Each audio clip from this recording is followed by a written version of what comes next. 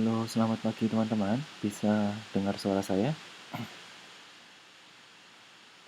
Bisa Pak, bisa Oke, pagi. pagi. Oke, selamat pagi semuanya. Semoga dalam kondisi sehat walafiat.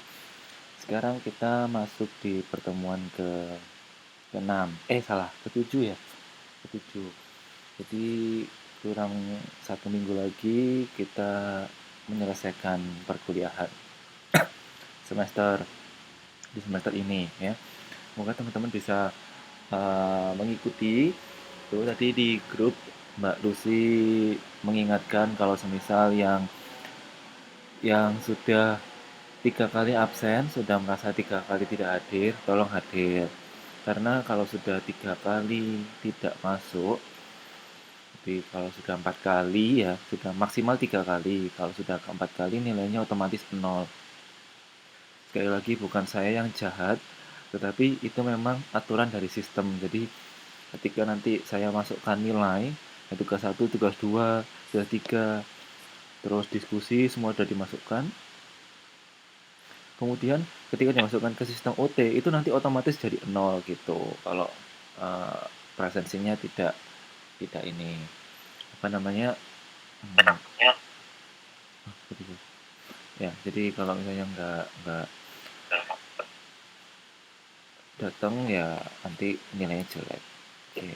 Di pertemuan ke-7 ini saya melanjutkan apa yang kemarin sudah dibahas oleh kelompok yang minggu lalu presentasi. Jadi membahas mengenai pasar monopoli dan oligopoli. Ini sudah sering ya di minggu-minggu lalu kemarin sudah saya bahas mengenai pasar monopoli dan oligopoli. Nah, monopoli adalah pasar yang dia dimonopoli oleh satu orang perusahaan, satu perusahaan. Ini kalau di Indonesia contohnya ya PLN, PDAM, itu dia yang mengelola.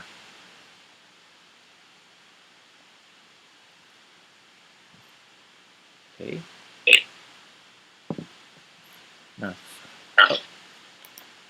kok suara saya ini ya dengung ya?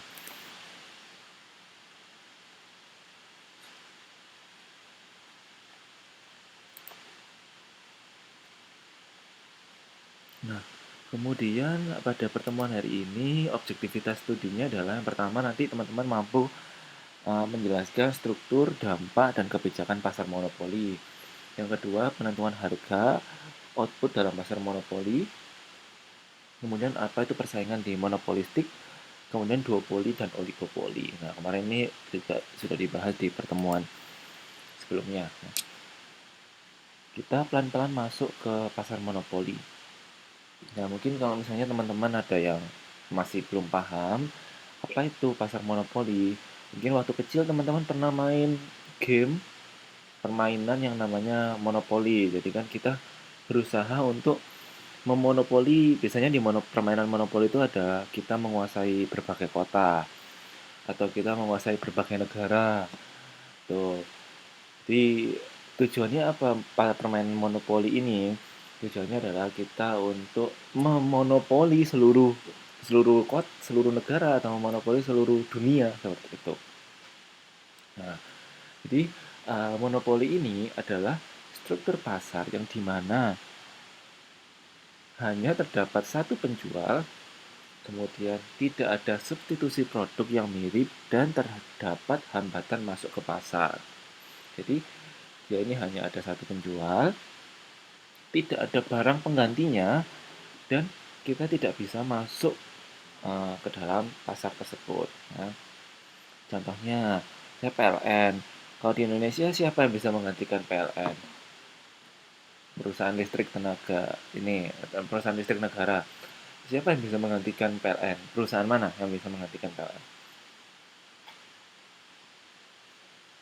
Ada nggak kalau di Indonesia selain PLN yang menyediakan listrik ke seluruh penjuru Indonesia? Ada nggak kalau selain PLN? Saya rasa nggak ada ya. Tapi nggak ada ya kalau PLN ya. Kalau PDAM pun perusahaannya cuma satu. Tapi kan di rumah tangga memang mereka ngebor sumur sendiri. Ya, tapi kan bukan perusahaan ya. Perusahaan penyedia air bersih ya PDAM aja gitu. Ini dan apakah kita bisa tiba-tiba saya ingin membuka usaha listrik? Nggak bisa ya. Apakah ada eh, pesaingnya? Tidak ada. Jadi ketika ada tiga ciri ini terpenuhi, maka ini disebut dengan pasar monopoli. Oke, sampai sini ada yang ditanyakan? Bapak, katanya nanti kan yang IKN itu apa namanya sumber airnya itu dari apa namanya keluarga anggota Pak Prabowo itu Pak. Hmm, Bener nggak sih? anggota Prabowo siapa ya? Enggak, kan kata Bapak kan tadi kan sumber air kan nggak bisa dari swasta gitu kan. Mm-mm. Nah, kan beberapa hari ini aku kan nyimak tentang politik itu kan Pak. Mm-mm. Nah, kan di IKN itu kan nanti kan sumber airnya itu kan dari salah satu keluarga Pak Prabowo gitu. Oh, oh Kan ya, bisa dari swasta Pak. saya baru tahu. Mungkin di IKN karena itu kota baru ya, kotanya baru ya. Iya Jadi Pak. mungkin dia ada perusahaan swasta. Tapi kira-kira perusahaan swasta apa nih? Namanya tahu nggak? Hmm, Kurang tahu Pak. Saya belum nyata. Itu bumbu-bumbu kampanye, Pak. kenapa? Kenapa? Itu bumbu-bumbu kampanye. Oh, bumbu-bumbu kampanye. Iya sih kayaknya. Tapi ya saya kurang tahu ya karena mungkin itu bisa saja terjadi karena kan eh, ini ya IKN ini baru ya. Jadi ya mungkin bisa saja eh, ter direalisasikan ya karena itu kan sebuah kota kota yang baru seperti itu. Jadi ya mungkin bisa. Oke. Semoga ya kalau misalnya ada swasta yang bisa masuk menyediakan air bersih sebenarnya kalau saya pribadi sih nggak apa-apa karena terkadang kekurangan dari perusahaan monopoli ini apa sih? Kadang ya karena tidak ada saingan mereka jadi menentukan harganya ya sesuai dengan mereka sendiri. Harga mereka nggak bersaing dan mau tidak mau pelanggannya ya eh, ya udah ikut aja gitu ya. Berapapun harga PDAM ya dibayar. Berapapun harga listrik ya udah dibayar. Gimana? Nggak ada pilihan lain. Betul. Jadi kalau ada swasta yang tiba-tiba menyediakan jasa berusaha masuk ke monopoli ya menurut saya juga bagus nanti jatuhnya jadi pasar duopoli jadi ada dua perusahaan yang masuk menyediakan produk yang sama atau jasa yang sama gitu. Oke. Ya saya kurang tahu sih yang Bapak, ya yang di Mbak Pinanti. Oke. saya mau tanya Pak. Iya silakan Mbak Kartinalis. Kalau yang terbaru ini kan ada pembangkit listrik tenaga surya. Itu termasuk sama kayak PLN nggak sih Pak? Kan itu kan PLTS ya. Oh ya, kalau pernah pembangkit listrik tenaga surya, tenaga uap ini dia tenaga angin, dia disalurkan ke kayaknya ya senangkep saya ya, koreksi kalau saya salah.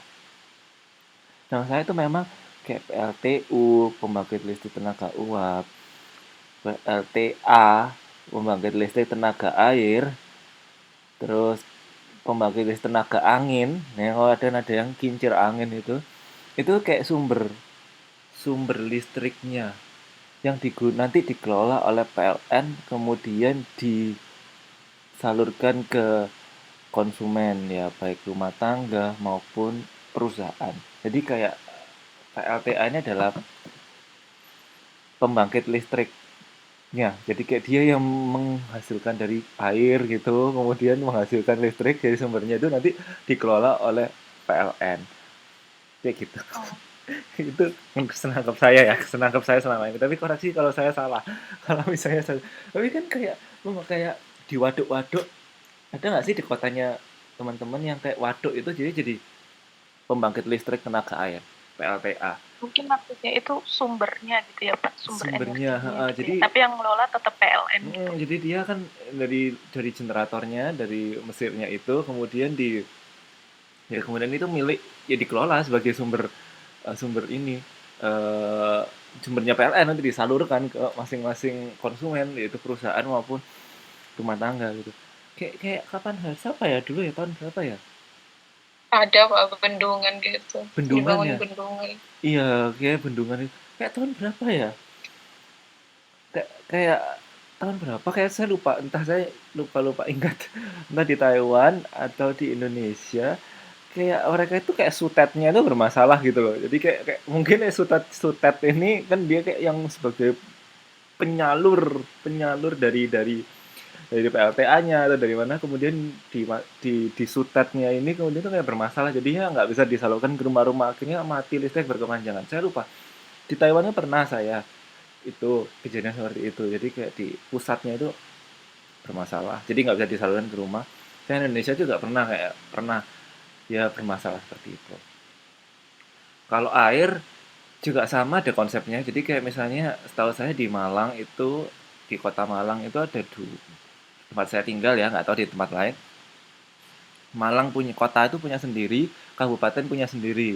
Jadi kayak kayak tanggul gitu di Tandon. Kalau di Malang itu ada kota itu punya sendiri, kabupaten punya sendiri. Jadi ketika nanti airnya disuling, difiltrasi seperti itu, baru kemudian disalurkan ke rumah-rumah kayak gitu. Kayak koreksi ya kalau saya salah, saya juga kurang paham. Tapi senangkap saya konsepnya seperti itu. PLTA tenaga tenaga matahari di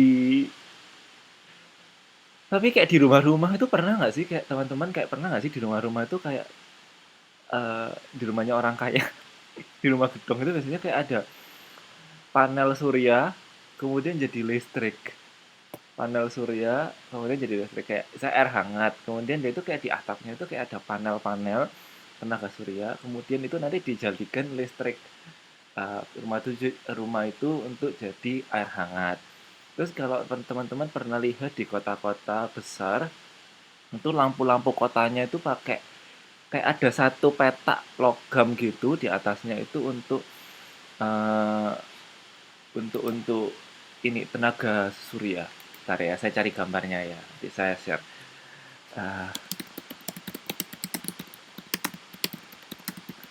itu sekarang sudah mulai marak juga, tapi itu bukan perusahaan ya. Oke, bentar. Ini saya share ya gambarnya.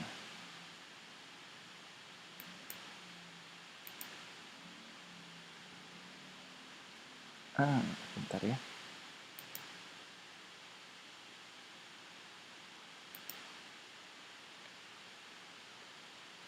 Nah, nggak tahu bisa kelihatan nggak ya di layar. Jadi ada kayak ini loh.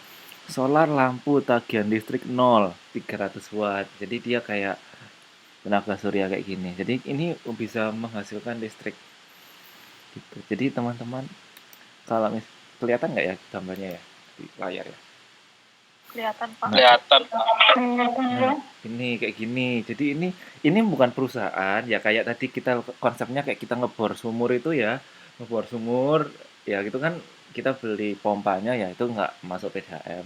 Ini juga ini kayak di Tokopedia itu jual kayak lampu tenaga surya. Ini gini ada kayak kayak panelnya gitu di lampu taman kayak gini-gini. Ya, itu juga sekarang lagi musim. Jadi kalau teman-teman mau menghemat mau pasang AC, mau pasang air hangat, itu bisa pakai ini gitu. Apalagi kalau kotanya ini kayak Balikpapan, Surabaya, ya yang panasnya 2 kali 24 jam, itu bisa pakai ini. Menghemat lumayan. Gitu.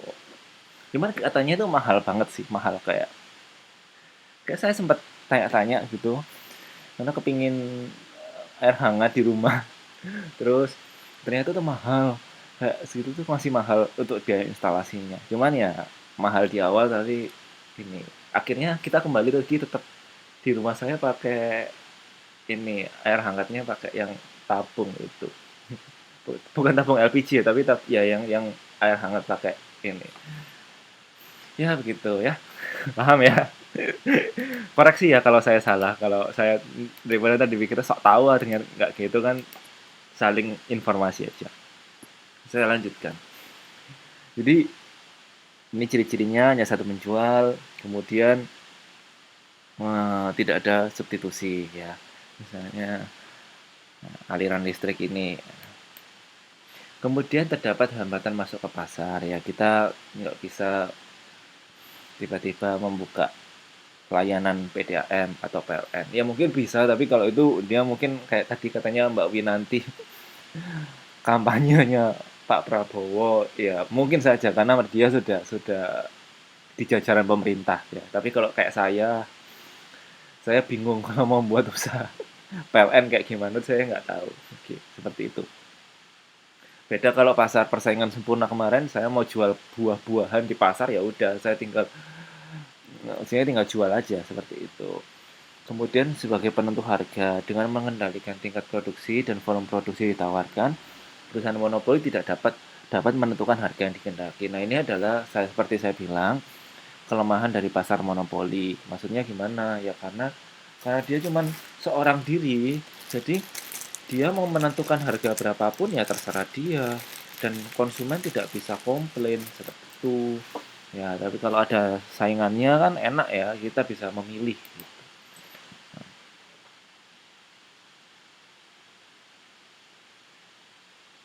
Kemudian masuk ke slide berikutnya, itu faktor yang menyebabkan timbulnya monopoli. Ya, kenapa sih kok tiba-tiba timbul monopoli? Kenapa kok tiba-tiba timbul monopoli? Oke, sebelum saya masuk ke sini, mungkin kita bisa diskusi. Kira-kira kenapa sih kok tiba-tiba timbul pasar monopoli? Kira-kira kenapa? Ya,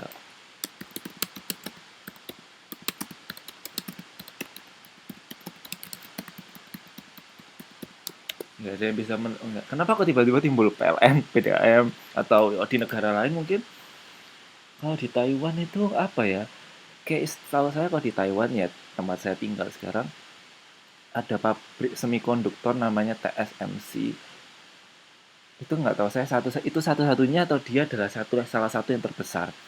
Saya kurang tahu, tapi ya mungkin kalau teman-teman berpikir kenapa sih kok timbul pasar monopoli? Kenapa kira-kira? Yuk, gantian yuk. Kenapa? Saya sambil nyemil ya. Tapi bangunnya kesiangan.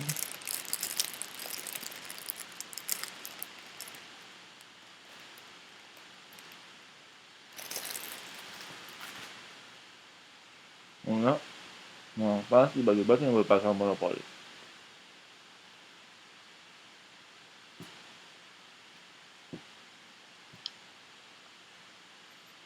Yes.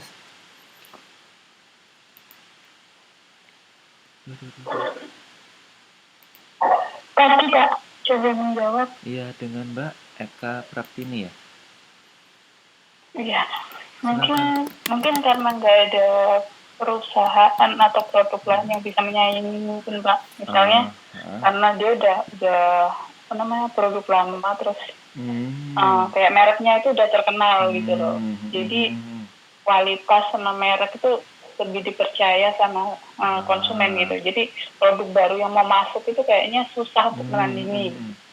Jadi kayak dia ini adalah yang pertama kali memunculkan jasa itu, atau pertama kali memunculkan produk itu ya. Misalnya apa ya? Yang monopoli selain PLN, PDAM ya, apa ya? Yang pertama, dia satu-satunya, ada pertama dan satu-satunya sampai sekarang apa? Kalau kapal itu perusahaan untuk menyeberangkan kapal kayak apa sih di pelabuhan itu? Namanya apa ya? Kalau kapal itu mungkin kapal feri gitu. Ya, itu kan yang jasa marga, bukan ya? Yang untuk namanya nggak tahu Pak. Tapi biasanya yang menyeberangkan, perusahaan yang mengatur, jadi kita nyebrang dari Banyuwangi ke Bali, itu kan ada perusahaan yang kalau kapalnya saya rasa ya sendiri-sendiri, tapi jasa yang menyeberangkan itu doang deh kayaknya. Kayak dari Bali ke Lombok. Ya, Pak. Kenapa? Pelni. Pelni, iya, itu, ya.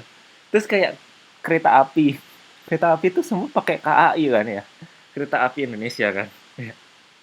Ya karena emang dia yang pertama kali dan ya susah Ya, ya, ya. kalau menurut saya kalau yang di Indonesia itu seperti apa, air, terus tentang pengolahan bumi itu karena lebih ke kebijakan undang-undang ya Pak. Jangan undang-undang nomor berapa masih ingat? Nomor 33 ya, pasal 27 33 apa ya. 33? Saya juga lupa. 27 apa 33? Yang Ya, mana? ekonomi itu kayaknya 33 Pak. 33. Yang apa namanya? Yang berhubungan dengan hajat Yes, hidup itu. orang banyak itu dikuasai dan diatur oleh negara gitu. Oh iya itu. Oke. Iya itu bisa. Oh di Indonesia sesuatu yang menyangkut hajat hidup orang banyak dikuasai oleh negara. Ya itu kalau di Indonesia gitu kan. Iya betul. Tadi yang jawab Mas siapa ya? Kok nggak muncul namanya di? Ya Pak. Mas Yahya. Muhammad. Oke, Muhammad Yahya. Oke, terima kasih. Ya, ada lagi mungkin kenapa kok tiba-tiba muncul pasar monopoli di buku atau di internet boleh. Jadi KAI itu ya kereta api ya dipegang. Kenapa? Dengan siapa? Untuk pemusatan sumber daya ekonomi. Oh, Mbak Ari Fitrias ya, Mbak Ari Fitrias Tuti ya. Ya. Kardinalis Pak. Oh, Pak Kartinalis. Kok yang tadi muncul biru-birunya Mbak ini? Oke, Mbak Kartinalis ya. Oke, Mbak. Ya gimana Mbak Kartinalis? Sekali lagi dong. Untuk memusatkan sumber daya ekonomi. Contohnya bisa lebih spesifik nggak? Maksudnya? Kayak tadi itu sih Pak, kayak PLN itu kan untuk kebutuhan hajat hidup orang banyak kan. Jadi pemerintah juga fokus ekonominya ke ke PLN itu. Tapi ngobrol-ngobrol soal PLN ya, ini keluar dari konteks sedikit. Kira-kira di Indonesia ini PLN ini masih sudah merata belum sih di tahun 2023 ini? Kayak apakah ada pulau kayak di Irian Jaya atau di pulau di NTT, NTB, Maluku itu listrik itu udah rata belum sih zaman sekarang? Atau di Pulau Jawa sendiri? Daerah NTT ke sana tuh Pak. Kalau ke NTT di Indramayu juga masih ada yang belum merata. Oh gitu. Tapi saya lupa nama desanya apa. Oh gitu. Jadi mereka pakai apa dong? Pakai apa ya? Mereka pakai apa dong kalau mau ngecas HP? Ngecas HP pakai apa? Saya juga cuma pernah ada. Itu kalau yang orang-orang di pesisir yang biasanya pakai tenaga surya juga karena kan di pesisir itu panasnya lebih kuat. Oh gitu. Oke, masuk akal sih. Pesisir panas sih memang. Oke. Iya. Tapi masih ada yang belum merata ya. Misalnya kayak di pulau-pulau kecil-kecil kayak pulau apa ya? Ya pulau-pulau kecil lah. Indonesia kan banyak kan pulau yang memang dia bukan pulau besar yang dia harus nyebrang kayak ya Kepulauan Seribu. Kalau Kepulauan Seribu mah ya udah terkenal ya. Kepulauan lain gitu. Andaman, Kepulauan Natuna. Kecuali pulau-pulau yang sudah disewakan kepada asing, Pak. Oh gitu. Kalau Natuna udah pakai listrik, Pak. Oh gitu ya, udah listrik ya. Ya udah itu terkenal sih. Nah, ada pulau-pulau kecil ya kayak Sempu, Pulau Sempu, Pulau Rupat. Yang bagian Flores sana itu susah listriknya. Terus mereka gimana ya? NTT, NTB itu susah. Iya, aku rasa. Apalagi yang daerah pegunungan itu. Jadi mereka, saya pernah ke sana. Jadi mereka tuh kayak susah banget. Sinyal aja susah Pak, harus naik ke daerah dataran tinggi. Itu gitu. Juga belum tentu ada. Ya udah semoga itu ya. Maksudnya monopoli ini sisi negatifnya adalah ya dia menguasai jadi hidup orang banyak, tapi karena dia sendiri dengan Indonesia ini yang luas sekali, jadi dia tidak bisa merata. Akibatnya kalau listrik nggak masuk, kemajuan teknologi nggak merata. Kayak orang Indonesia, orang di Jakarta, yang dia sudah bisa mengakses dunia dalam genggaman tangan, Tapi orang di daerah NTT dan NTB masih nggak ngerti gitu. Jadi Indonesia ini yang kaya-kaya, yang miskin-miskin gitu. Oke. Tuh. Tapi harusnya kalau mengacu kepada undang-undang yang tadi itu, yang pasal 33 itu harusnya sebenarnya ya diolah sama negara itu, bukan kita juga harus bayar lebih mahal gitu. Harusnya kan seperti itu. Terus harusnya malah dengan dikelola pemerintah itu harusnya lebih murah ya. Kesejahteraan masyarakat kan. Iya makanya. Tapi ya PDAM itu mahal loh. PDAM itu mahal loh. Terus sering mati lagi. Dan itu juga mahal loh by the way kalau di Indonesia. Nah, sekarang masih ada yang isi pulsa itu. Bocor Pak. Iya ikut. Sering bocor. Iya. Kalau di tempat saya sering bocor, pembangunannya ada aja. Maksudnya bocor tuh gimana ya? Oh, PDAM-nya ya? Iya, jadi kayak apa sih, ada pembangunan di bawah tanah gitu. Oh. Kayak kadang suka. Dia kayak keluar dari pipa kayak gitu ya, kayak keluar gitu ya. Oke. Iya. Terus sebelnya ya. Terus jadi rasan-rasan. Jadi kayak sebelnya itu kayak pembangunan pipa septik kayak gitu atau pipa air atau apa itu, mereka tuh Indonesia tuh kayak sering banget galinya, terus nggak ditutup dengan rata. Kayak teman saya itu pernah jatuh pulang dulu itu pulang karena galian yang ya pembangunan kayak listrik gitu atau air, saya kurang tahu, terus dia nggak ditutup dengan rata gitu loh, jadi dia naik sepeda motor jatuh gitu. Jadi menurut saya bahaya juga sih ya, gitulah di Indonesia. Anyway, itulah ya.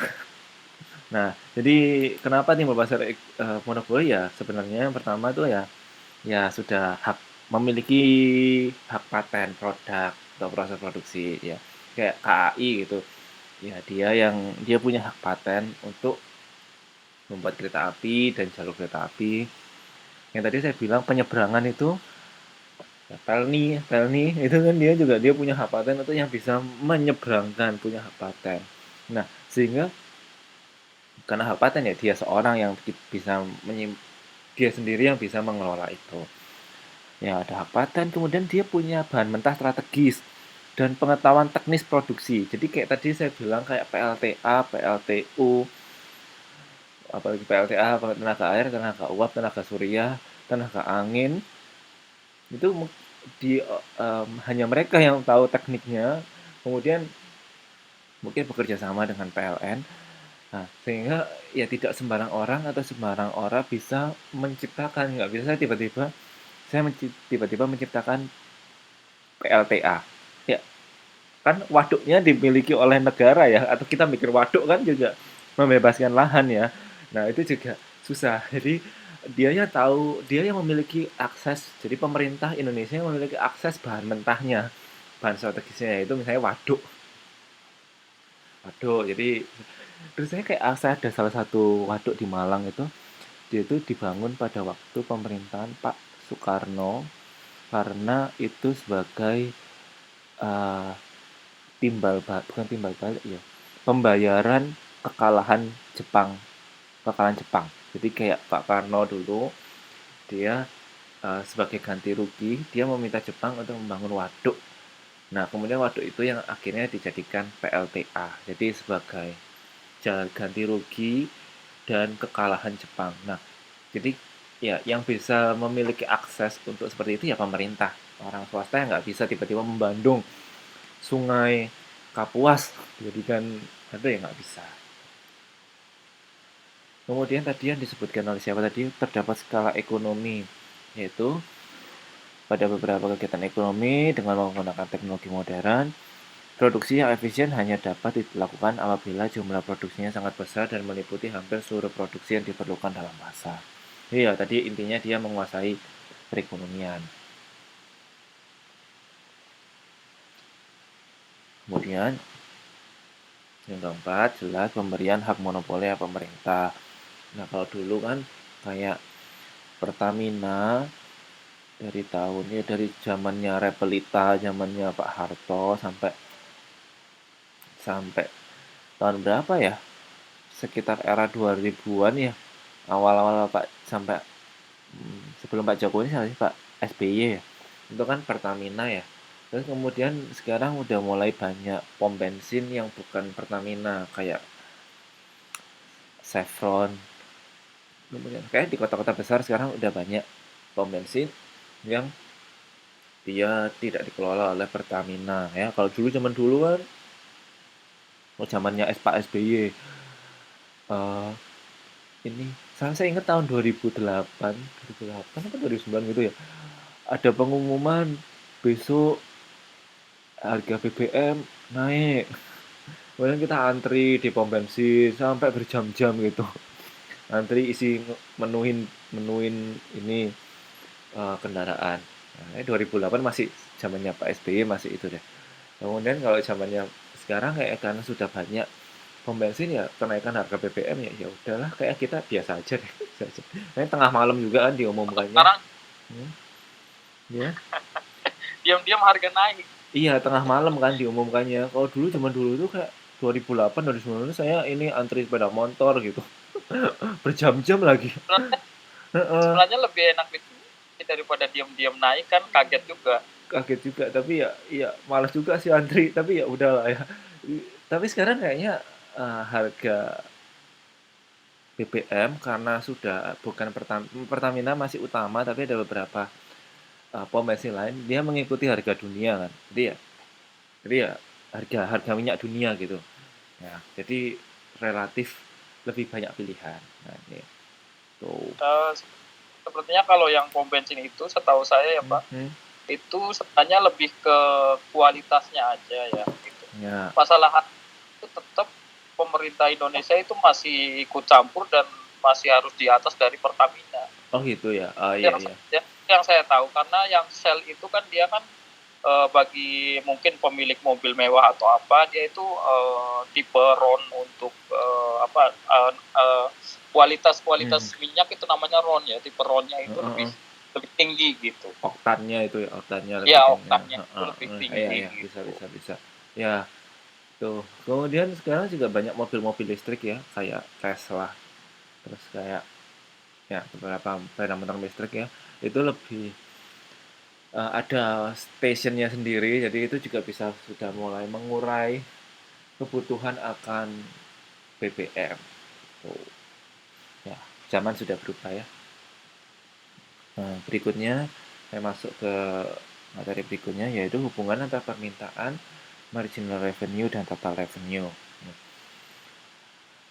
Untuk menganalisis keuntungan dan keseimbangan pasar monopoli, kita perlu memahami hubungan antara total revenue atau total penjualannya, kemudian penjualan rata-rata atau average revenue atau AR, dan nilai penjualan marginal atau marginal revenue. Oke.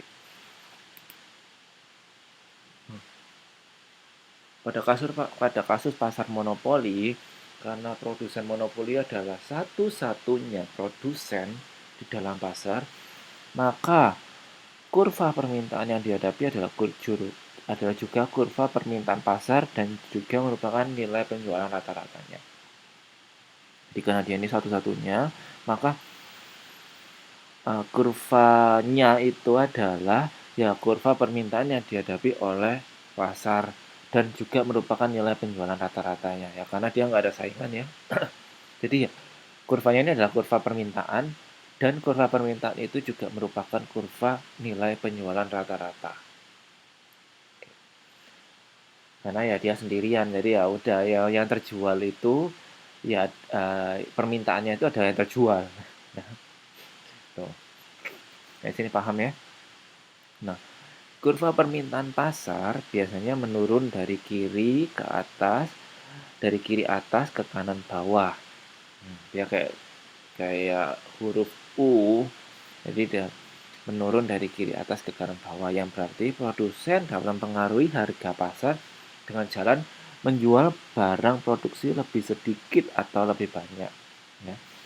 Ya kalau misalnya di pasar monopoli, kalau dia menjual lebih banyak ya dia lebih untung, kalau menjual lebih sedikit ya dia lebih untung. Tapi kalau di pasar monopoli semuanya untung karena dia cuma satu-satunya. Gitu. Paling ya dia harus menutup biaya operasional sih. Ya, kayak tahu nggak sih kalau beberapa hari ini di berita Presiden Jokowi menutup beberapa BUMN ya, beberapa BUMN. Saya nggak tahu pasti nama BUMN-nya yang ditutup ya, ya karena dia tidak bisa menutup biaya operasional sendiri. Yang saya tahu itu dari zaman dulu kayak 10 tahun lalu tuh PT Patal pengelola benang itu dia ditutup karena dia banyak saingannya, banyak swasta, banyak saingannya, PT-PT lain yang lebih bagus kualitasnya. Kebiasaan ya, kadang-kadang itu milik pemerintah tuh dia karena merasa dimiliki oleh pemerintah jadinya kualitasnya seenaknya. Sedangkan kalau swasta kan dia harus bersaing, dia harus menaikkan kualitas. Jadi kalah, ya akhirnya tidak bisa menutup biaya operasional dan jadinya ini ditutup gitu. Oleh karena itu, untuk mencapai keuntungan maksimum, perusahaan monopoli selain harus menentukan jumlah barang yang dijual, juga harus menentukan harga jualnya. Jadi dia ini juga harus menentukan jumlah barang yang dijual, juga menentukan harga jualnya. Nah, ini adalah kurvanya. Pada gambar 7.1 terlihat bahwa kurva permintaan perusahaan monopoli bersifat turun dari kiri atas ke kanan bawah, yang menunjukkan bahwa pengusaha monopoli dapat menentukan harga sesuai dengan jumlah produk yang dijual. Ya, kalau misalnya harganya tinggi, yang minat dikit. Kalau yang harganya semakin rendah, yang minat banyak. Tapi setahu saya ya walaupun harganya kalau di monopoli ya karena dia cuma satu orang walaupun mahal ya tetap aja kita tetap mau nggak mau tetap pakai ya kayak gitu. Nah, sedangkan pada gambar 7.2 terlihat bahwa kurva permintaan perusahaan bersaing berbentuk garis yang sejajar dengan sumbu horizontal karena pengusaha bersaing tidak dapat menentukan harga jual. Ini adalah misalnya mungkin ini kasusnya yang kayak di sel itu yang dikatakan oleh Mas Yahya. Kalau misalnya walaupun sel ini adalah perusahaan lain, tapi dia tetap dikontrol oleh pemerintah dengan harga tidak boleh lebih rendah daripada Pertamina.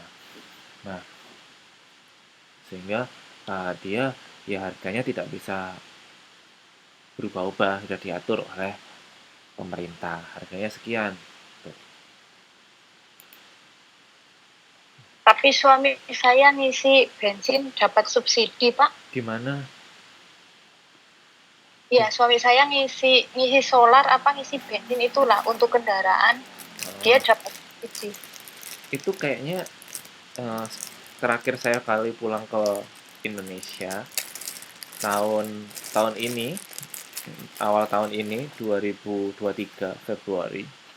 Itu mereka di Indonesia ini kayak kita harus daftar nomor handphone apa nomor kendaraan buat dapat subsidi. Iya, KTP. Iya. Terus ada itu dapatnya Pertalite gitu ya, Pak? Iya, Pertalite. Enggak yang apa sih? Bukan yang pertama. Ya, kalau pertama kayak ini, yang Pertalite sekarang udah mulai dibatasi ya. Kalau dulu kan zaman dulu premium ya. Premium kan nggak ada. Sekarang udah nggak ada. Kemudian ganti Pertalite. Terus diarahin Pertalite. Nah, Pertalite yang disubsidi itu sering habis. Dan tetap aja ke Pertamax lagi. Pertamax itu mahal padahal ya Pertamax gitu ya. Iya, tapi sebenarnya sama aja. Ada terus ya. Mungkin di daerah-daerah yang pedesaan. Tapi kalau di kota-kota besar seperti Jakarta, Bandung, sering habisnya kalau Pertalite itu. Iya, jadi kalau di kota-kota pinggiran, dulu kan awal-awal Pertalite muncul, kayak 10 tahun lalu ya, itu kan premium udah dikurangin. Kayak saya masih di Indonesia, waktu itu belum keluar negeri. Itu kayak premium di kota Malang, kota saya, itu kayak udah mulai dikit. Jadi nggak semua pom bensin itu menyediakan premium. Dia cuma Pertalite. Tapi kalau di kabupaten, kayak di kota-kota ya, daerah yang pinggiran itu masih menyediakan premium. Nah, sekarang kayaknya arahnya Pertalite ini akan digantikan oleh Pertamax. Jadi kayaknya konsepnya juga sama bahwa pelan-pelan Pertalite ini tergeser oleh Pertamax. Misalnya mahal dulu kayak saya nggak tahu kondisi Indonesia sekarang gimana. Cuman kayak dulu Pertamax ini hanya untuk ngerayen sepeda motor. Jadi kalau saya baru beli mobil, beli motor, diisi Pertamax sehari 2 hari untuk manasin ininya supaya mesinnya bagus, nggak korosif. Tuh, anyway. Enggak apa, saya juga ngisinya pertama terus kok motor saya. Oh gitu ya, mah kaya dong berarti Mbak Eka ya, kaya ya? Iya kan, ya bukan kaya nggak kaya sih Pak, cuman kalau itu kan beda gitu loh Pak, kayak di motor tuh dia Lebih tariannya. lebih enteng, terus kayak mana ya, lebih bisa menjaga maksudnya mesinnya gitu loh, keamanan mesin itu dalam penggunaannya itu bisa jangka panjang gitu loh Pak, tidak gampang rusak gitu. Memang sih ya. Terus kata suami saya itu lebih awet loh. Iya, ya memang ya. Ada harga. Pertama terus ganti ke yang lainnya itu kayak dipakai juga kayak dedet atau gimana gitu, beda gitu Pak. Iya, memang karena oktannya kan lebih bagus ya. Jadinya dia ya wajar lah kayak kita pakai Pertamax sama premium ya. Beda. Tapi katanya tuh hitungannya sama aja loh Pak. Oh gitu. Karena itu yang itu kan belinya murah katanya, tapi boros. Yang ini belinya agak mahal, tapi dia lebih hemat, lebih awet gitu katanya. Iya. Jadi jatuhnya sama aja. Oh gitu. Tapi harga Pertamax ini lebih mahal tapi awet gitu ya. Misalnya kayak 10 km cuma habis 2 liter misalnya kayak gitu ya. Oke. Jadi setuju nih kalau dipangin. Kenapa? Jadi setuju nih kalau Pertalite dihilangin. Ya sebenarnya nggak tahu ya, itu karena kita hanya mengikuti kebijakan pemerintah ya. Kalau memang harus dihilangin ya. Pertalite itu kurang bagus, memang ngerusak mesin katanya sih. Mungkin nggak merusak mesin. Yang ngerti mesin. Mungkin nggak merusak mesin, tapi kalau dibandingkan kualitas mungkin lebih bagus yang Pertamax gitu. Ya, sekarang tuh udah macam-macam deh sekarang jenis BBM ini. Ada Dex apa gitu macam-macam. Anyway, balik lagi ya. Jadi itu. Sekarang kalau perhitungan matematisnya, kalau misalnya perusahaan monopoli itu berlaku fungsi atau kuantitinya adalah fungsi dari price, ya. Dan price ini sama dengan fungsi dari quantity. Pada perusahaan bersaing, rumusnya adalah quantity atau demand-nya itu merupakan fungsi dari price, tetapi untuk price-nya itu bukan fungsi dari quantity. Gitu. Jadi kenapa? Ya karena ini tadi, kalau pasar bersaing ini ya, dia ini permintaannya harganya diatur ya oleh harganya konstan, permintaannya juga konstan. Kalau monopoli ya yang ngatur dinya sendiri, bisa naik, bisa turun, seperti itu. Jadi P ini adalah price atau harga, Q ini adalah quantity atau jumlah produk yang dijual. Rumus yang satu tadi itu menunjukkan bahwa pada perusahaan monopoli, jumlah produk yang dihasilkan itu juga ditentukan oleh harga jual, dan sebaliknya harga jual ditentukan oleh jumlah produk yang dihasilkan. Jadi kalau di pasar monopoli itu jumlah produk yang dihasilkan, kuantitinya itu ditentukan oleh harga. Ya harganya murah, kuantitinya banyak. Kuantitinya harganya mahal, kuantitinya sedikit. Dan sebaliknya, harga jual juga dapat ditentukan oleh jumlah barang yang dihasilkan. Nah, rumus 2 itu menunjukkan bahwa pada perusahaan bersaing, baik yang bersaing murni maupun bersaing sempurna, yaitu persaingan sempurna kemarin kita bahas, jumlah barang yang dihasilkan ditentukan oleh harga jual. Tetapi harga jual tidak ditentukan oleh jumlah produk yang dihasilkan. Jadi karena harganya ini konstan, tetap diatur, sehingga harga jualnya ini tidak ditentukan oleh jumlah produk yang dihasilkan. Oke. Nilai produk penjualan total atau total revenue.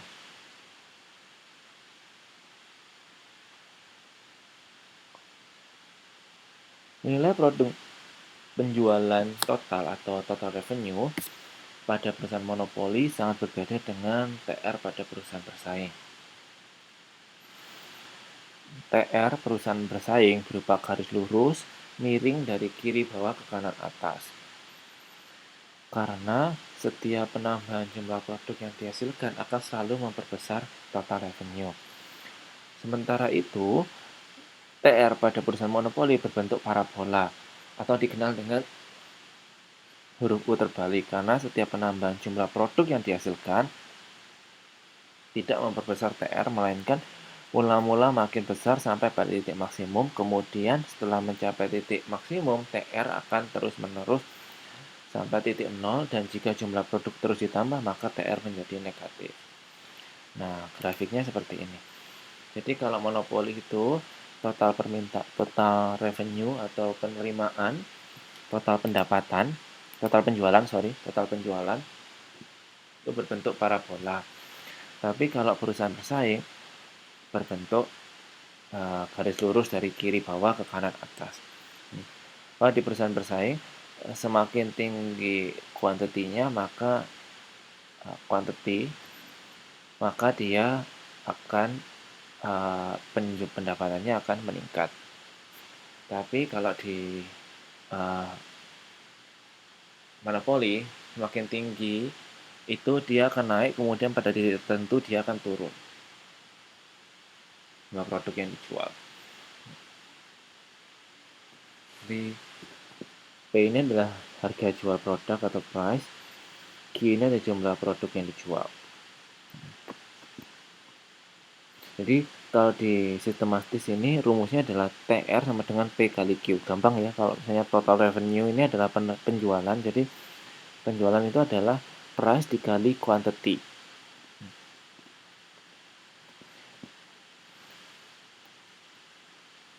Nah, TR dipengaruhi oleh harga jual dan jumlah produk yang dijual. Apabila Q bertambah, maka P bertambah kecil, sehingga TR tidak selalu bertambah besar, tetapi dapat bertambah kecil. Oke, jadi kalau misalnya di perusahaan monopoli, itu karena kalau dia semakin memproduksi banyak, harganya dia akan murah. Nah, kalau dia harganya murah, ini total penerimaannya tidak selalu bertambah besar, tapi juga bisa bertambah kecil, hingga bernilai 0 atau negatif. Sehingga kurva TR atau kurva TR pada monopoli ini berbentuk parabola.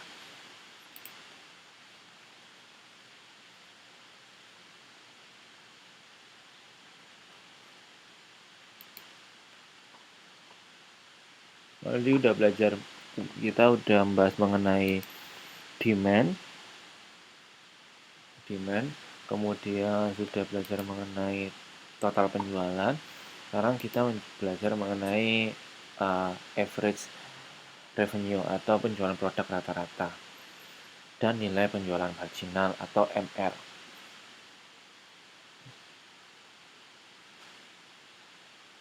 Secara grafis, perusahaan monopoli kurva nilai penjualan rata-rata AR sama dengan kurva permintaan. Jadi kalau di monopoli ya karena nggak ada saingannya, maka penjualan rata-rata ini adalah permintaan konsumen. Jadi ya yang diminta oleh konsumen ini langsung melambangkan penjualannya. Jadi apa yang misalnya yang konsumen rakyat Indonesia meminta misalnya berapa ratus produk dari air gitu ya, itu merupakan penjualannya juga dari produk monopoli. Tapi pada gambar 7 titik ini yang menunjukkan bahwa perusahaan bersaing kurva AR dan MR ini sama dengan kurva permintaan dan juga berlaku dengan harga pasar yang berlaku. Jadi nilai grafiknya permintaan ini perusahaan bersaing dan perusahaan monopoli untuk AR dan MR ini sama dengan kurva permintaannya.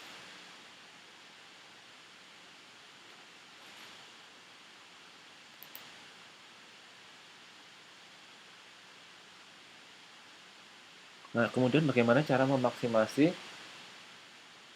keuntungan monopoli jangka pendek? Ya, Ya, dengan melakukan pendekatan TR, TC. Dalam jangka pendek, pengusaha monopoli akan mencapai keuntungan maksimum jika ia memproduksi dan menjual pada tingkat output di mana perbedaan positif antara TR dan TC adalah paling besar, ya. Jelas ya. Kayak minggu lalu saya bilang kalau misalnya total revenue itu harus lebih besar daripada total cost. TC ini adalah total cost. Jadi kalau pendapatan penjualan kita lebih besar daripada cost-nya, ya kita mengalami keuntungan. Ya kebaliknya, kalau penjualan kita ini lebih kecil daripada biayanya lebih besar, maka otomatis kita mengalami kerugian. Sama dengan keuntungan monopoli jangka pendek. Jika perusahaan monopoli akan mencapai keuntungan maksimum, maka ia harus memproduksi, menjual, di mana TR ini harus lebih besar daripada TC. Atau ia meminimumkan kerugian jika perbedaan negatif antara TC paling kecil. Secara grafis, keuntungannya seperti ini. Jadi, harus ada gap yang besar antara TR dan TC. Nah, dilihat di sini bahwa TR ini adalah garis parabola seperti parabola U. Kemudian yang TC ini seperti U, yang TR seperti parabola, yang TC ini seperti U. Ya, yang TR ini seperti gunung, yang TC ini seperti lembah. Sehingga TR ini kan penjualan. Karena penjualan lebih besar daripada biaya, maka dia mengalami keuntungan. Dan keuntungan maksimalnya itu ada di titik di mana jarak antara TR paling jauh dengan TC, ya ini di tengah-tengah ini. Ini adalah keuntungan maksimumnya. Oke, sini dipahami dulu.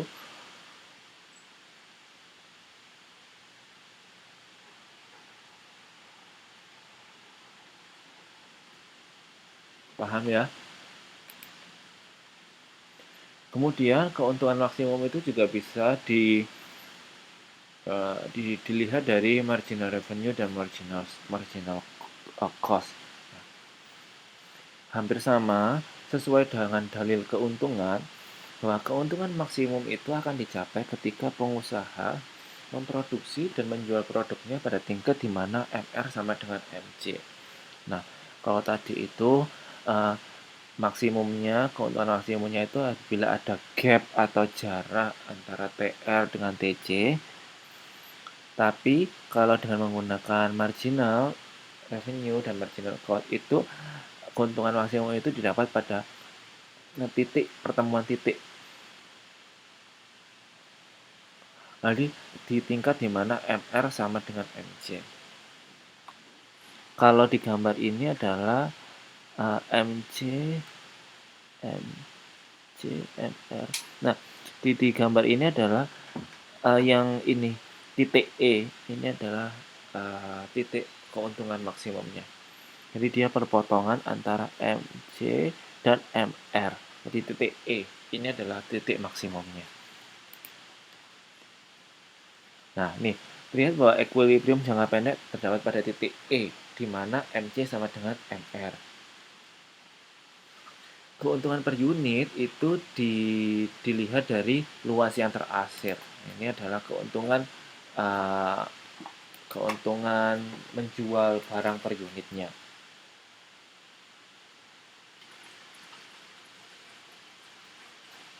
Nah, untuk pasar yang bersaing sama, di mana titik equilibrium adalah titik E, di mana permintaan berpotongan dengan MC, yaitu ya dia tidak mengalami kerugian dan keuntungan di titik E. Ini adalah untuk pasar monopoli, itu titik E ini adalah keuntungan maksimum, tapi untuk pasar bersaing titik E ini adalah titik equilibrium, titik impasnya. Coba diamati dulu grafiknya.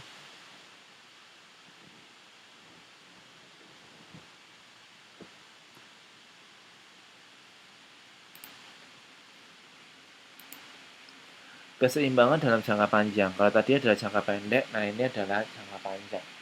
Nah, pada perusahaan bersaing jangka panjang, hanya memperoleh keuntungan normal di mana harga produk sama dengan biaya total rata-rata minimum.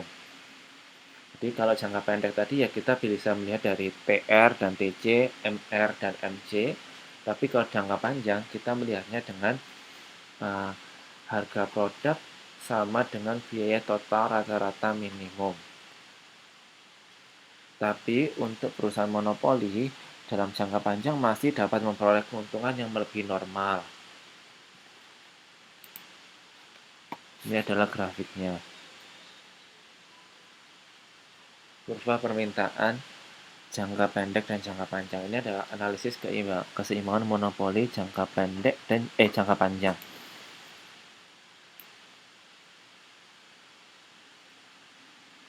Ada LMC dan LAC. Kalau yang di grafik ini yang perlu diperhatikan itu adalah garis LMC dan LAC. Karena yang SMC, SAC ini adalah short, yang jangka panjang, jangka pendek. Yang kita perhatikan yang LMC dan LAC.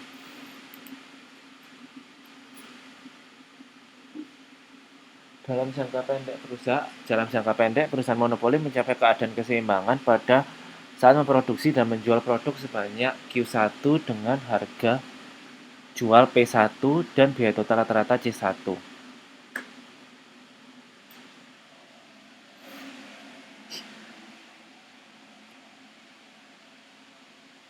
Kemudian jangka panjang perusahaan monopoli akan mencapai keadaan keseimbangan pada saat memproduksi dan menjual produk sebanyak Q2 dengan harga jual P2 dan biaya total rata-rata C2. Nah,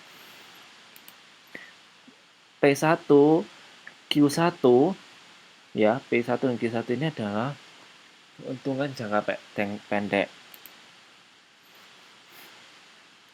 Keseimbangan jangka pendek P1 dan Q1.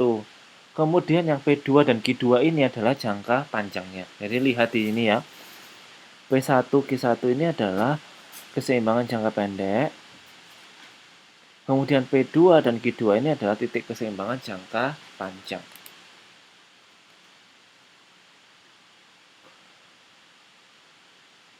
Dari gambar tersebut disebutkan bahwa dalam jangka panjang perusahaan monopoli ini masih memperoleh keuntungan di atas normal karena harga produk masih di atas biaya total rata-rata. OP, mana OP?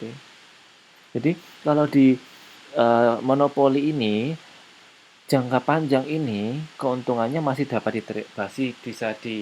masih ojo untung ya, karena sekali lagi dia sendiri ya, pemain tunggal. Jadi baik jangka pendek dan jangka panjang dia masih memiliki keuntungan. Masih memiliki keuntungan. Hal ini kenapa bisa terjadi? Karena cost-nya ini lebih bentar. Karena harga produk masih di atas biaya total rata-rata. Jadi harganya produk ini masih di atas biaya total rata-rata.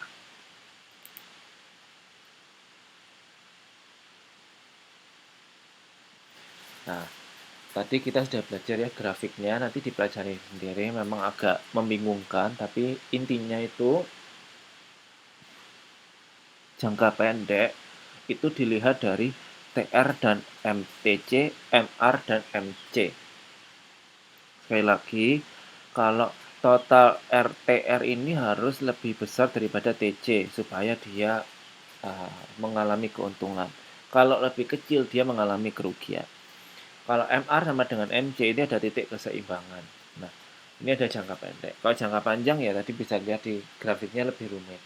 Memang agak rumit tapi bisa dilihat, bisa dipelajari, dihafalkan grafiknya seperti itu.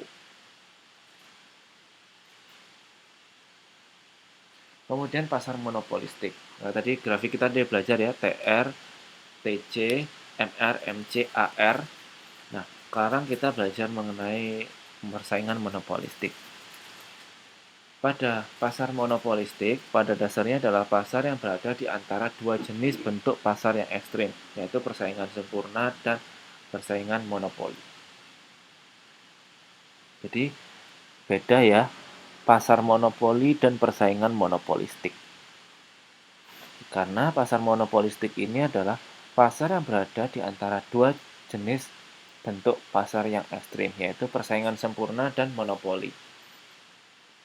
Secara umum, pasar persaingan monopolistik didefinisikan sebagai suatu pasar di mana terdapat banyak produsen atau penjual yang menghasilkan dan menjual produk yang berbeda coraknya. Dia hampir sama dengan pasar persaingan sempurna, tapi tetap yang paling pemain utamanya adalah satu orang.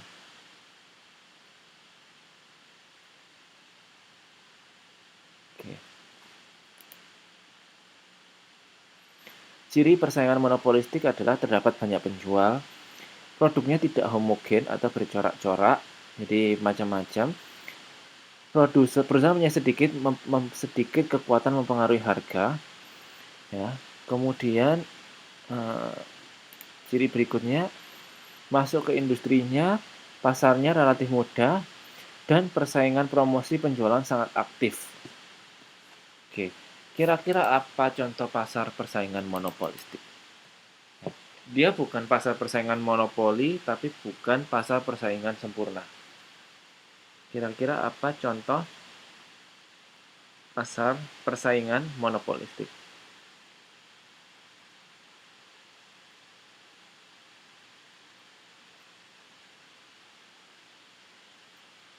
Oke. Pasar persaingan monopolistik ini contohnya adalah industri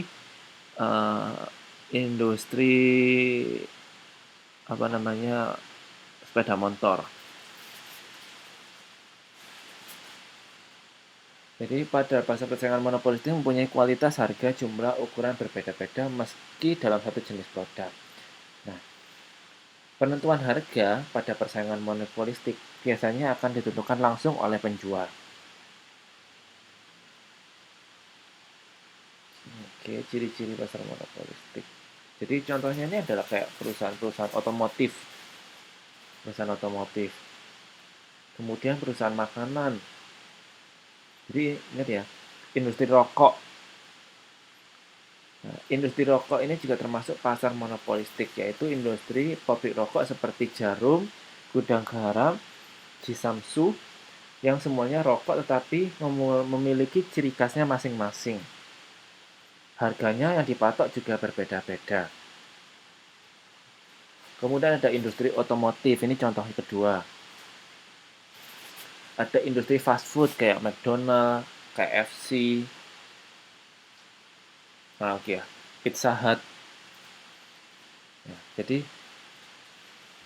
dia itu macam-macam tapi memiliki ciri khas sendiri, masih bisa masuk ke salam pasar walaupun agak susah karena pesaingnya besar-besar. Ya, intinya pasar persaingan monopolistik ini berbeda dengan pasar monopoli ya. Kalau monopoli itu hanya satu, tapi monopolistik ini adalah beberapa bervariasi, tapi ciri khasnya berbeda-beda. Mematok pasarnya juga berbeda-beda. Contohnya kayak industri fast food, McD, ke KFC, Burger King, begitu, atau otomotif, atau rokok, perusahaan rokok. Ya. Sampai sini bisa dipahami.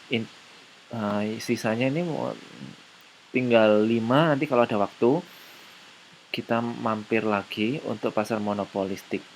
Jadi intinya adalah pasar monopolistik ini walaupun namanya hampir sama dengan pasar monopoli tapi berbeda ya. Kalau monopoli hanya satu, kalau monopolistik masih ada beberapa orang, tapi ya yang besar-besar, perusahaan besar-besar dan masuk ke pasarnya juga agak susah. Ya. Bukan kayak persaingan sempurna yang kayak di supermarket, di pasar seperti itu. Nah, sini ada yang ditanyakan.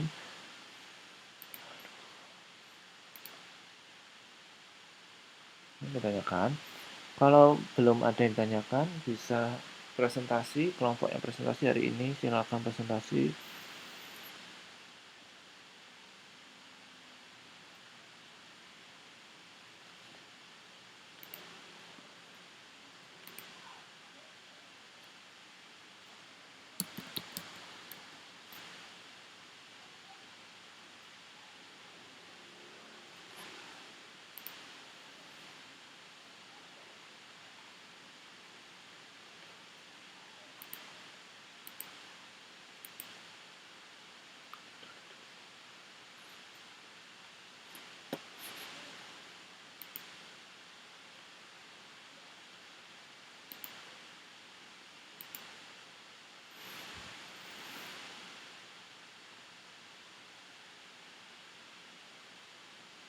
Yang presentasi kelompok berapa ya? Kelompok 5, Pak. Kelompok 5. Bentar, saya lihat dulu. Sisi layar.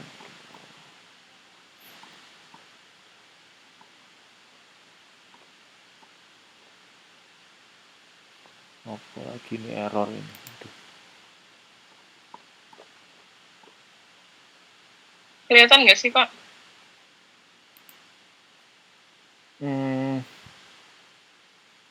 Apa terlalu kecil? Sebentar. Di tempat saya masih loading. Saya tunggu bentar. Sudah kelihatan. Sudah kelihatan jelas. Tidak terlalu kecil. Boleh dimulai ya. Mic saya mute. Jadi langsung silahkan ambil alih. Oke, terima kasih. Langsung kami mulai saja ya. Assalamualaikum warahmatullahi wabarakatuh. Selamat pagi semuanya. Sebelumnya izinkan kami memperkenalkan diri terlebih dahulu. Kami dari kelompok 5 yang beranggotakan Luci Febriani, Fitri Dewi Yulianisi, Agres Nurhaliza, Sufiah, dan saya sendiri Kartinalis. Yang dimana pada pagi hari ini kami akan mempresentasikan modul 8 tentang keseimbangan pasar.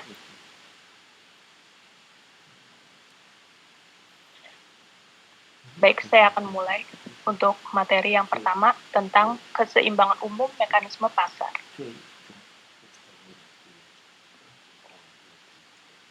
Yang pertama ada keseimbangan parsial dan umum. Apa itu keseimbangan pasar parsial? Keseimbangan pasar parsial adalah analisis harga dan output di pasar yang merupakan bagian dari sistem harga. Perekonomian adalah jaringan pasar yang saling berkait, di mana perubahan di suatu pasar dapat mempengaruhi pasar lainnya. Analisis keseluruhan sistem harga disebut analisis keseimbangan umum. Untuk keseimbangan parsial sendiri, mengacu pada keseimbangan harga dan jumlah barang dalam satu pasar terlepas dari pengaruh pasar lainnya. Contohnya yang terjadi pada pasar kopi. Jika harga kopi naik, maka jumlah kopi yang diminta akan turun, sedangkan jumlah kopi yang ditawarkan akan meningkat. Keseimbangan parsial tercapai ketika harga kopi mencapai titik di mana jumlah kopi yang diminta sama dengan jumlah kopi yang ditawarkan. Sementara itu, keseimbangan umum menentukan keseimbangan harga dan jumlah barang dalam semua pasar dengan mempertimbangkan pengaruh balik dari pasar yang ada. Contohnya seperti ini. Ada dua pasar, yaitu pasar kopi dan pasar teh. Jika harga kopi naik, maka konsumen akan beralih ke teh, sehingga permintaan teh akan meningkat. Hal ini akan menyebabkan harga teh naik dan jumlah teh yang ditawarkan meningkat. Keseimbangan umum tercapai ketika harga kopi dan harga teh mencapai titik di mana jumlah kopi yang diminta plus jumlah teh yang diminta sama dengan jumlah kopi yang ditawarkan plus jumlah teh yang ditawarkan. Kemudian yang kedua adalah hubungan antar pasar. Hubungan harga output dan input tercermin dalam permintaan input. Harga input yang tinggi dalam jangka menengah dan panjang akan menarik perusahaan masuk ke industri, memaksa kenaikan upah di berbagai sektor, mengurangi tingkat keuntungan, dan mempengaruhi permintaan sumber daya antar sektor ekonomi. Sebagai contoh, kenaikan komoditi tekstil. Akibat dari harga tekstil yang naik, perusahaan tekstil mulai menaikkan produksi dan selanjutnya menaikkan permintaan turunan atas faktor produksi atau input yang digunakan, dan pada gilirannya menyebabkan harga naik. Karena kenaikan tersebut juga mempengaruhi kenaikan permintaan kapas dan rayon. Akibatnya biaya produksi mereka juga ikut naik, namun penjualan produk tersebut turun. Kenaikan permintaan tekstil tidak hanya mempengaruhi pasar input saja, tetapi juga menaikkan permintaan atas kancing baju, mesin jahit, benang jahit, yang selanjutnya juga mempengaruhi pasar faktor produksi barang-barang tersebut. Next. Selanjutnya yang ketiga adalah model dua pasar dan industri. Perubahan harga komoditi di suatu pasar menyebabkan perubahan kondisi pasar komoditi lain, serta pasar input, dan distribusi pendapatan. Dalam analisis ekonomi mikro yang baku,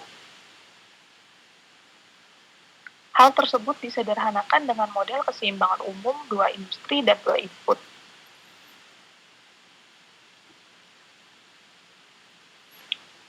Berikut perilaku kurva-kurva permintaan pasar.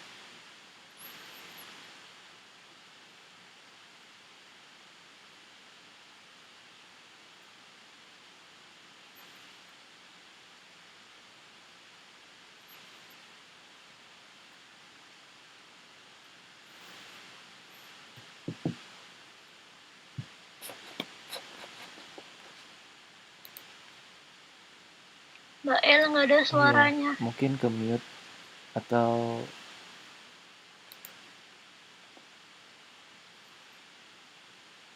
Maaf. Tadi tambahan ya? Iya, nggak apa-apa. Tadi sampai perilaku ini yang warna biru awal. Perilaku kurva permintaan pasar. Yang perilaku ya, Pak. Ya, ABC-nya belum tadi. ABCD-nya belum. Oh, oke. Maaf. Macam-macam kurva, Mbak. Oke. Berikut adalah perilaku kurva-kurva permintaan pasar.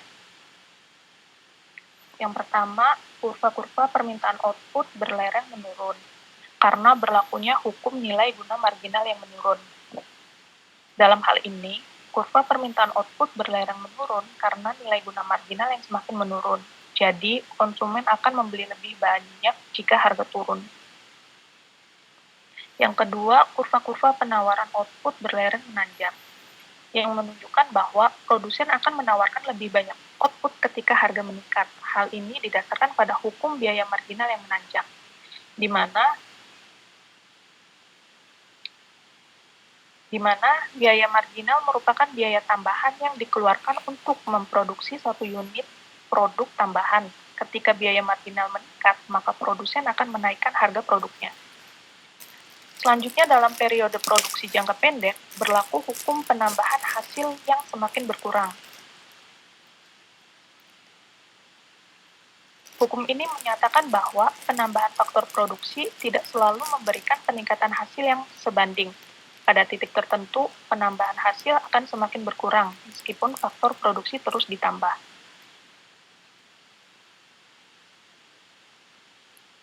Selanjutnya, kurva permintaan input didasarkan pada hukum produktivitas marginal fisik yang semakin berkurang atau hukum penambahan hasil yang semakin turun. Hukum produktivitas marginal fisik menyatakan bahwa ketika sebuah bisnis menambahkan lebih banyak faktor produksi, itu dapat meningkatkan jumlah produk yang dihasilkan. Sementara, orang biasanya menganggap tenaga kerja tambahan sebagai faktor yang mempengaruhi seberapa banyak bisnis dapat menghasilkan. Ada juga faktor lain yang terlibat. Hukum penambahan hasil yang semakin turun atau hukum pertambahan hasil yang semakin berkurang menyatakan bahwa pertambahan unit faktor produksi variabel awalnya akan memberikan tambahan hasil yang semakin meningkat. Tetapi setelah mencapai titik tertentu, pertambahan faktor produksi variabel tersebut malah membuat hasil produksi yang dihasilkan turun jika tidak diimbangi dengan penambahan faktor produksi tetap.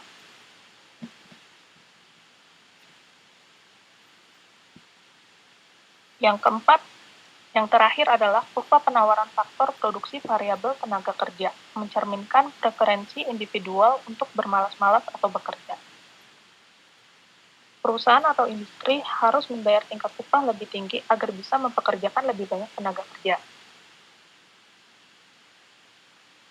Lalu penyesuaian pasar jangka pendek. Penyesuaian pasar jangka pendek terjadi ketika perusahaan berproduksi sesuai kapasitas yang telah ada, tanpa memperhatikan kemungkinan masuk atau keluarnya perusahaan dari industri satu ke industri lain, atau antara pasar input dari jenis satu ke jenis lain. Penyesuaian ini terbatas pada keadaan dan struktur pasar. Next.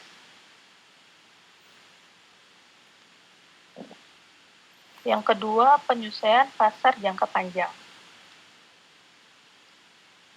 Penyesuaian pasar jangka panjang terjadi ketika perusahaan mempunyai cukup waktu untuk mengubah, menambah, atau mengurangi skala kapasitas produksi. Di samping itu, perusahaan-perusahaan baru mungkin akan masuk ke dalam industri. Sementara itu, perusahaan-perusahaan yang telah ada bisa keluar dari industri yang bersangkutan. Hal ini terjadi akibat perubahan keadaan pasar yang menyebabkan perubahan harga. Yang ketiga, penyesuaian pasar selanjutnya. Penyesuaian pasar selanjutnya akan mempengaruhi pasar output serta pasar input lain. Untuk ini, dapat dilakukan analisis yang mengubah model tak hanya meliputi dua pasar output dan dua pasar input, tetapi banyak pasar output dan banyak pasar input. Penyesuaian jangka panjang menyangkut aspek distribusi pendapatan. Selanjutnya akan disampaikan oleh rekan saya Agres. Silakan Mbak Agres. Terima kasih Mbak Elif. Di sini saya akan melanjutkan untuk menjelaskan tentang ekonomi, kesejahteraan, dan mekanisme harga. Mekanisme harga merupakan proses yang berjalan di atas dasar gaya tarik-menarik antara konsumen dan produsen, baik dari pasar, output, barang, ataupun input faktor-faktor produksi. Sistem harga pasar persaingan modal sederhana dengan dua pasar komoditi dan dua pasar faktor produksi menuntut pihak-pihak untuk mengambil keputusan hingga mencapai alokasi input yang efisien. Pada kondisi tertentu, sistem pasar persaingan sempurna cenderung menghasilkan kombinasi barang dan jasa yang memuaskan konsumen secara maksimal. Bagaimana ini bisa terjadi? Berikut adalah alasan logikanya dihubungkan dengan jawaban 3 masalah fundamental yang dihadapi oleh setiap perekonomian, yaitu apa dan berapa yang harus diproduksi, bagaimana memproduksinya, dan untuk siapa barang-barang dan jasa-jasa tersebut diproduksi. Next.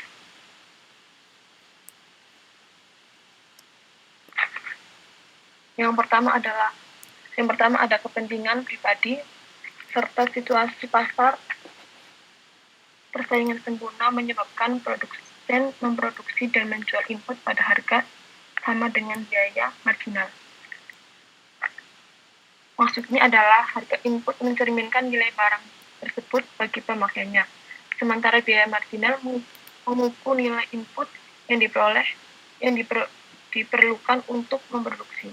Jadi, jumlah input diproduksi akan terus ditingkatkan sampai harganya lebih tinggi atau sama dengan biaya marginal. Yang kedua, ada persaingan memaksa para produsen diproduksi pada biaya paling rendah. Artinya adalah produsen harus mencapai biaya produksi yang rendah dengan mengombinasikan faktor-faktor produksi. Mereka mencapai kombinasi input yang efisien ketika biaya tambahan dan setiap input produk fisik marginal yang sama.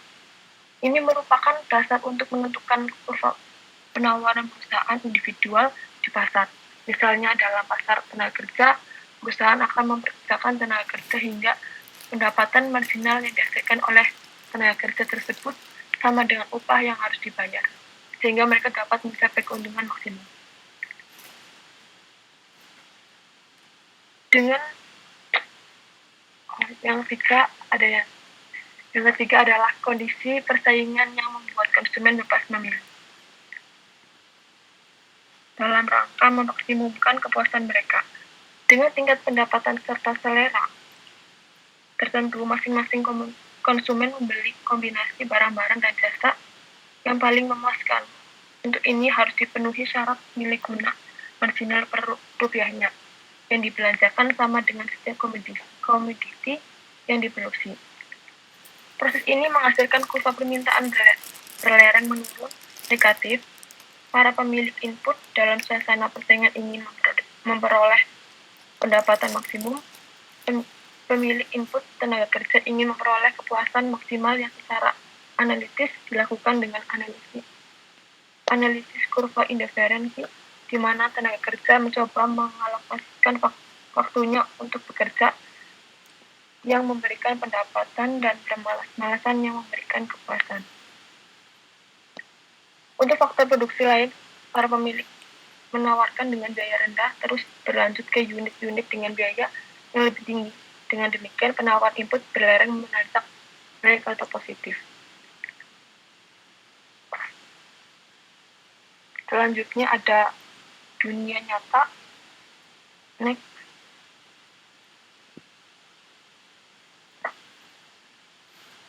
Selanjutnya ada dunia nyata dan harga keseimbangan. Kesehatan optimal dalam sistem mekanisme pasar membutuhkan kondisi pasar persaingan dunia. Namun, ketidaksempurnaan pasar sering terjadi, seperti monopoli yang menciptakan alokasi sumber daya yang tidak efisien, monopsoni dalam pasar input, informasi yang tidak lengkap menghasilkan keputusan suboptimal, serta menyesuaikan pasar yang lambat dan tidak sempurna. Dalam dunia nyata, ketidaksempurnaan pasar menyebabkan alokasi sumber daya yang kurang efisien dan kurang responsif terhadap perubahan teknologi, preferensi, dan ketersediaan sumber daya dibandingkan dengan pasar persaingan. Ketidaksempurnaan pasar dunia nyata menyebabkan alokasi sumber daya menjadi kurang efisien.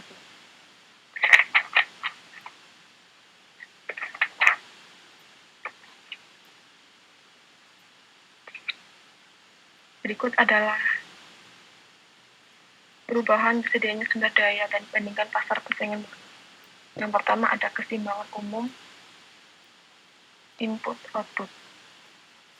Hubungan interrelasi secara kompleks antara pasar dan perekonomian yang secara sistematis digambarkan dengan analisis keseimbangan umum akan lebih nyata dipahami dengan menggunakan tabel input-input I strip O. Meskipun tabel ini pun masih belum sepenuhnya menggambarkan kenyataan, tetapi sudah berada pada tingkat operasional. Yang B ada optimum Pareto atau efisiensi alokatif. Konsep optimum Pareto berarti tidak dapat membuat keadaan seseorang menjadi lebih baik tanpa membuat keadaan yang lebih buruk. Salah satu cara untuk melihatnya adalah dengan menggunakan grafik batas kemungkinan. Konsepnya hampir sama dengan batas kemungkinan produksi yang merupakan batas kombinasi banyaknya output fisik maksimal yang merupakan batas kepuasan nilai guna atau kesejahteraan yang dapat dicapai. Di samping sudah ada gambar grafik nilai guna atau kepuasan individu.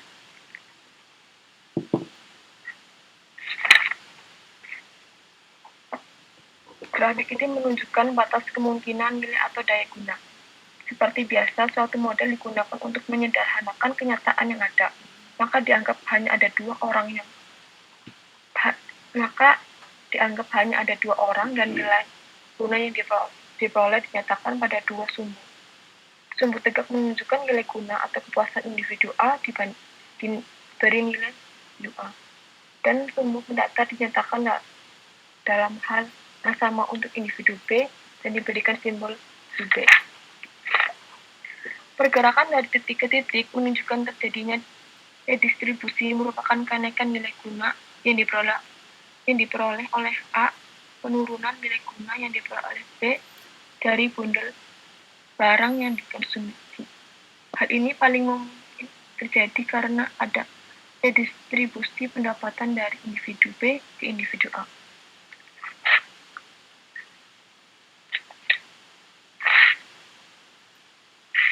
Yang ketiga ada surplus konsumen. Surplus konsumen muncul karena konsumen membayar harga yang sama untuk setiap barang yang dibeli. Tak ada bedanya apakah barang tersebut merupakan unit pertama yang dibeli atau unit yang terakhir. Contoh kasus surplus konsumen. Seorang konsumen pergi ke pasar hendak membeli mangga karena nilainya tinggi, dia tidak keberatan jika membeli mangga pertama dengan harga 1.700 per buah. Tetapi di pasar didapatkan dengan harga mangga 1.000 per buah. Kemudian si konsumen ini tetap membayar mangga dengan harga yang lebih murah sebesar 700 rupiah dari harga yang tersedia dibayarnya. Keadaan demikian akan terjadi hingga tercapainya kondisi keseimbangan karena pada saat itu harga yang mau dibayar konsumen sama dengan harga pasar.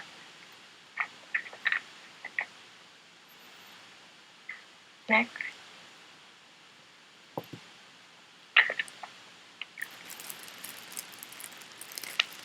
Berikut adalah gambar grafik tentang surplus konsumen untuk satu rumah tangga konsumen, surplus produsen. Karena berlakunya hukum penambahan hasil yang semakin berkurang dalam jangka pendek, maka biaya produksi untuk memproduksi suatu komoditi selalu naik dengan makin banyaknya output yang diproduksi.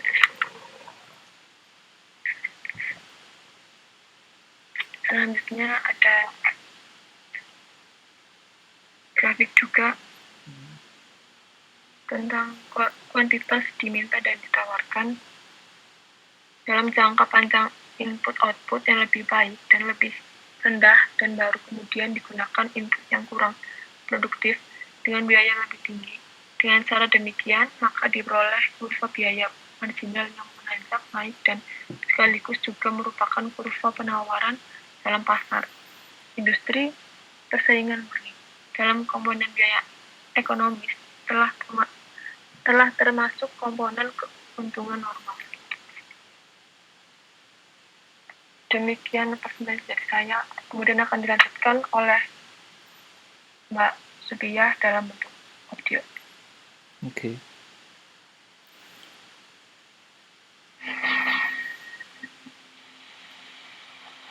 Baik, mari saya lanjutkan presentasi berikutnya yang mengenai kegagalan pasar. Apa yang dimaksud dengan kegagalan pasar?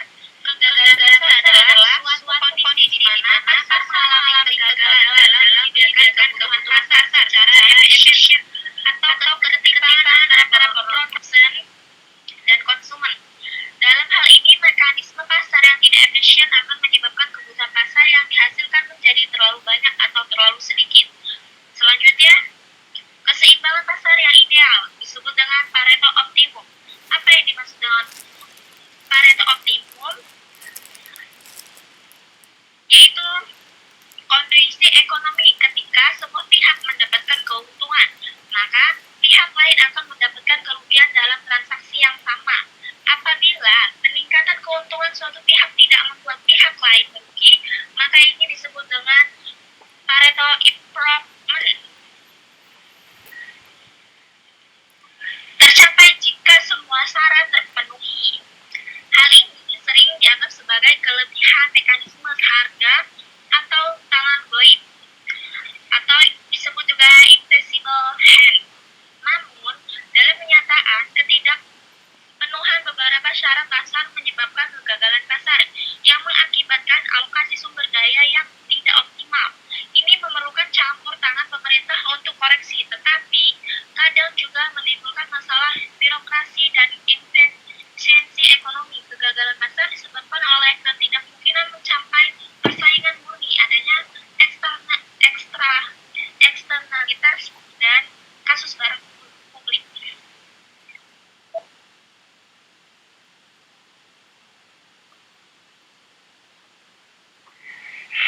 Kegagalan pasar ini juga dibagi menjadi beberapa bagian. Yang pertama, evaluasi sistem harga dan kegagalan pasar. Selanjutnya, kebaikan dan keburukan sistem harga pasar. Dibagi menjadi dua, yaitu efisiensi alokatif dan kebebasan mengambil kepuasan ekonomi. Saya di sini akan menjelaskan tentang efisiensi alokatif, yaitu sistem harga pasar membimbing alokasi sumber daya dengan efisien dalam pasar yang kompetitif. Harga pasar memandu produksi barang dan jasa yang diinginkan masyarakat. Persaingan mendorong efisiensi teknik produksi dan inovasi.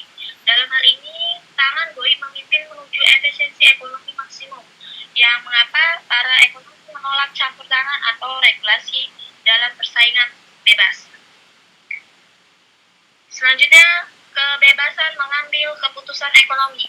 Sistem harga pasar persaingan memberikan kebebasan kepada individu. Ada dua cara untuk mengkoordinasikan kegiatan ekonomi, yaitu dengan perencanaan terpusat atau melalui sistem harga persaingan tanpa perintah. Sistem harga memberikan kebebasan individu untuk berusaha dan memilih. Kritik terhadap sistem harga mencakup penurunan persaingan akibat polusi yang tidak sehat dan perkembangan teknologi yang memerlukan produsen besar.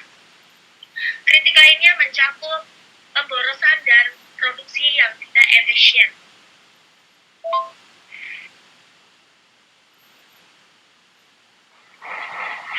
Selanjutnya, evaluasi sistem harga dan kegagalan pasar dibagi menjadi dua bagian.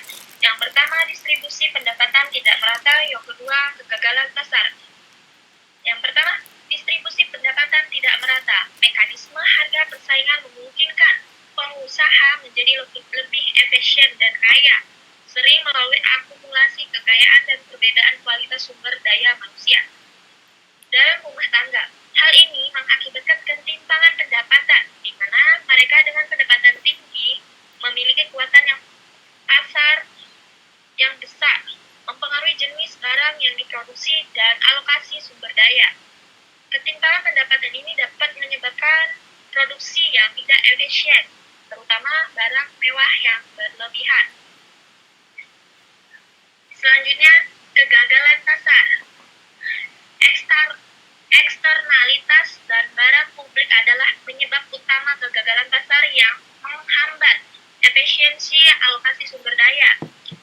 Eksternalitas menyebabkan pasar tidak memasukkan semua manfaat dan biaya terkait dengan barang dan jasa tertentu.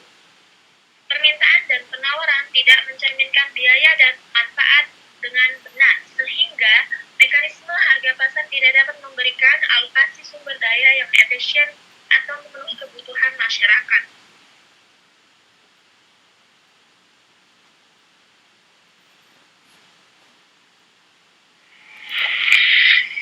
Selanjutnya saya akan membahas tentang tan goib dan kegagalan pasar. Sistem harga pasar yang ini bahwa tan goib akan membimbing individu dan agen ekonomi mencapai keadaan terbaik. Campur tangan pemerintah dalam pasar bebas dianggap merugikan. Meskipun sistem mekanisme harga pasar kadang-kadang tidak memberikan hasil yang optimal, dikenal sebagai kegagalan pasar. 3 elemen utama kegagalan pasar adalah persaingan yang tidak sempurna, eksternalitas, dan barang publik. Yang pertama, saya menjelaskan tentang persaingan tak sempurna atau murni. Hasil ideal pertama dalam mekanisme pasar adalah persaingan murni yang mencapai efisiensi ekonomi pada kurva batas kemungkinan produksi. Yang kedua, eksternalitas. Apa yang dimaksud dengan eksternalitas? Yaitu biaya atau manfaat yang timbul karena beberapa aktivitas atau transaksi yang ditimpakan atau dikenakan pada pihak lain di luar aktivitas atau transaksi itu. Hasil ideal oleh pengaturan tangan goib juga tak dapat dicapai bila kegiatan ekonomi tumbuh keluar atau spill over dari pasar bersangkutan yang disebut dengan eksternalitas. Selanjutnya, barang publik. Ini adalah kegiatan ekonomi yang memberikan manfaat kepada masyarakat yang tak dapat diserahkan pelaksanaannya atau penyelenggaraannya kepada perusahaan swasta. Cukup sekian untuk saya menjelaskan. Selanjutnya untuk presentasi berikutnya akan dijelaskan oleh Mbaknya. Terima kasih. Oke, terima kasih untuk Mbak Pia. Selanjutnya saya akan melanjutkan presentasi ini, yaitu realokasi sumber daya dan penanggulangan eksternalitas. 1. Realokasi sumber daya akibat eksternalitas. Sistem harga pasar persaingan bereaksi terhadap keputusan yang dibuat oleh konsumen individu dan produsen individu. Pasar persaingan menghasilkan alokasi sumber daya secara efisien. Posisi keseimbangan yang dihasilkan antara kesediaan konsumen untuk membayar tambahan suatu barang satu satuan dengan tambahan biaya produksi satu satuan barang yang dicerminkan oleh kurva penawaran. Pada posisi keseimbangan, tambahan manfaat kepuasan marginal yang diperoleh dari konsumsi suatu output terakhir tepat sama dengan tambahan biaya marginal untuk memproduksinya. Yaitu yang kedua, eksternalitas ekonomi. Adanya eksternalitas diskonomi menimbulkan biaya eksternal. Misalnya saja bila perusahaan yang menghasilkan suatu produk atau bahan kimia membuang limbah lewat saluran air ke sungai atau danau dan membuatnya tercemar, jelas masyarakat menginginkan agar sungai atau danau tersebut dibersihkan. Tetapi bagaimana cara dan siapa yang akan membiayainya? Dua penyelesaian dengan pendekatan ini mencakup penyelesaian lewat negosiasi antara pihak-pihak yang terlibat. Pada semua kasus eksternalitas, penyelesaian lewat mekanisme pasar murni menghasilkan penyelesaian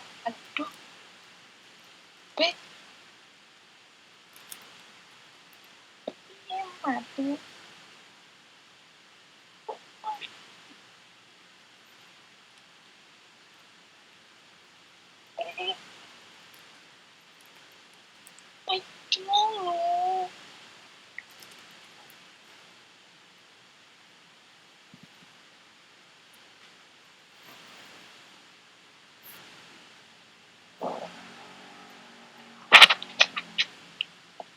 Baik, saya akan lanjutkan. Hilang, ya kontu. Adanya eksternalitas disekonomi menimbulkan biaya eksternal. Misalkan saja bila perusahaan yang menghasilkan suatu produk atau bahan kimia membuang limbah lewat saluran air ke sungai atau danau dan membuatnya tercemar.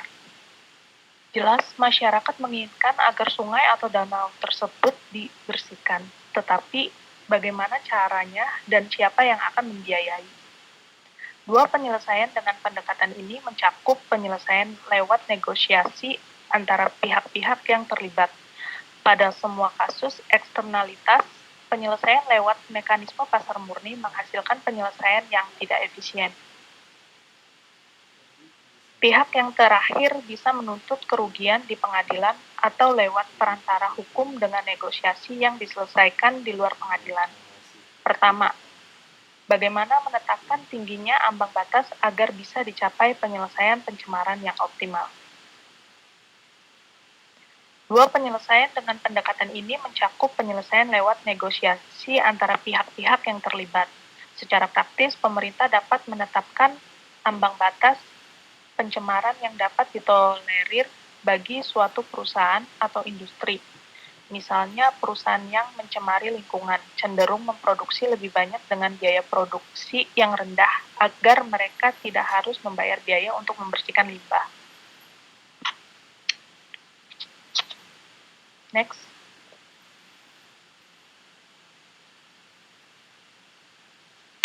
Selanjutnya, saya akan mempresentasikan tentang barang publik dan kegagalan publik. Yang pertama itu barang publik. Barang publik adalah barang dan jasa yang diproduksi dan dikonsumsi oleh masyarakat. Barang publik dapat dibedakan secara garis besar menjadi dua, yaitu barang private dan barang publik. Barang private adalah barang yang dapat dikonsumsi oleh satu orang tanpa mengurangi konsumsi orang lain. Contohnya kayak nasi, sepatu, pakaian, dan lainnya. Terus barang publik itu barang yang dapat dikonsumsi oleh banyak orang tanpa mengurangi konsumsi orang lain. Contohnya kayak jalan raya, lampu jalan, taman. Barang publik itu biasanya diproduksi oleh pemerintah dan disediakan secara gratis atau dengan harga yang sangat murah. Pada barang berlaku prinsip eksklusif, tetapi prinsip ini tidak berlaku pada barang publik.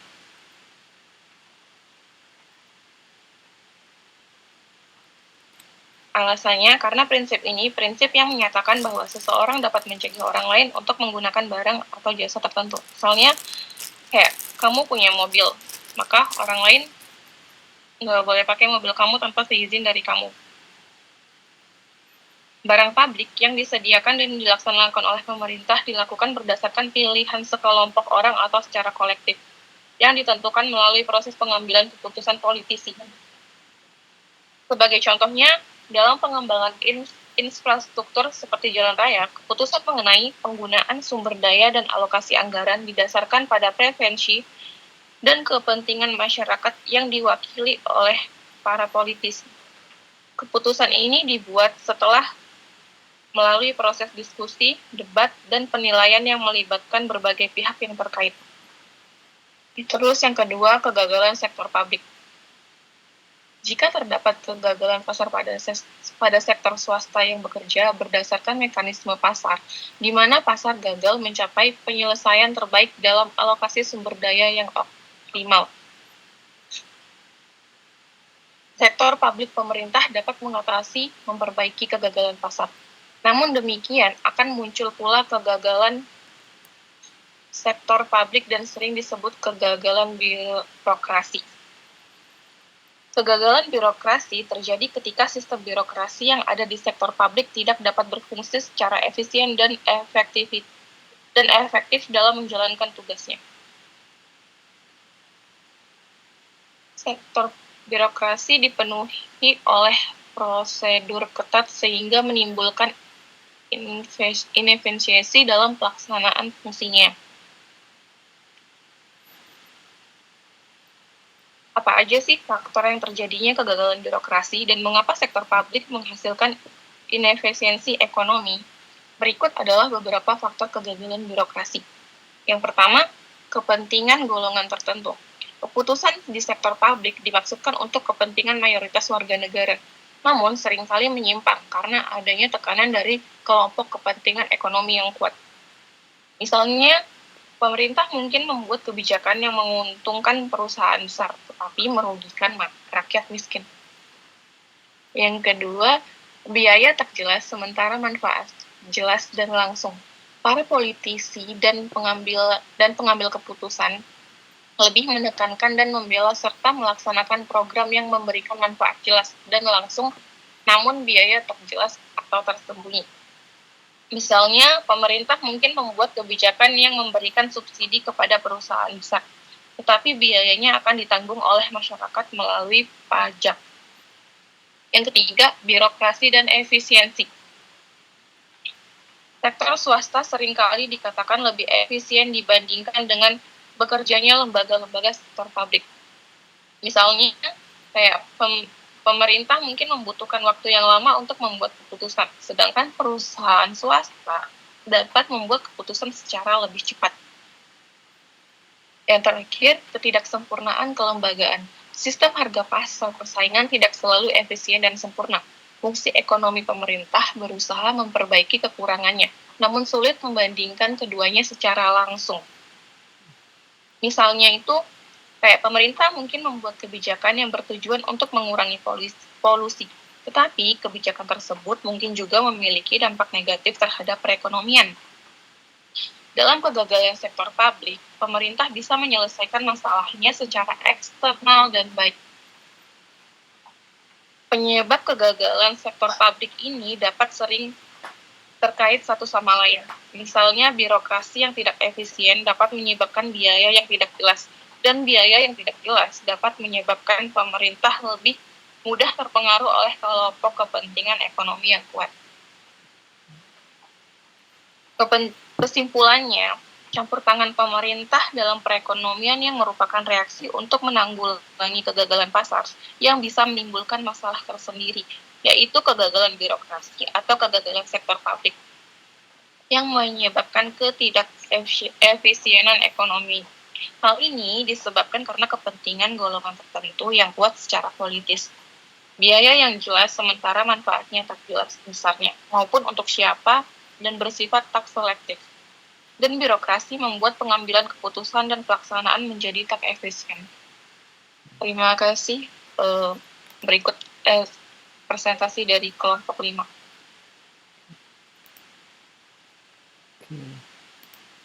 Sudah, Pak. Oke. Ya.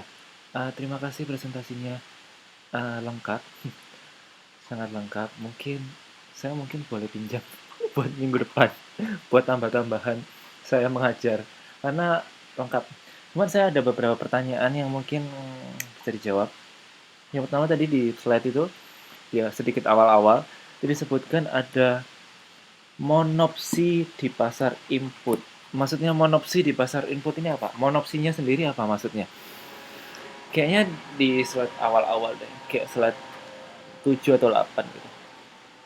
Monopsi di pasar input. Kalau nggak tahu mungkin coba di googling ya. Maksudnya apa monopsi? Tuh. Dan teman-teman bisa googling maksudnya apa monopsi. Kemudian tadi kan ada kayak tabel input-inputnya itu di buku nggak ditampilkan di slide, tapi di buku di halaman berapa ya? Oh ya tadi kayaknya yang nomor 6 deh. Ini ada kata monopsi nggak sih? Nggak ada, bentar.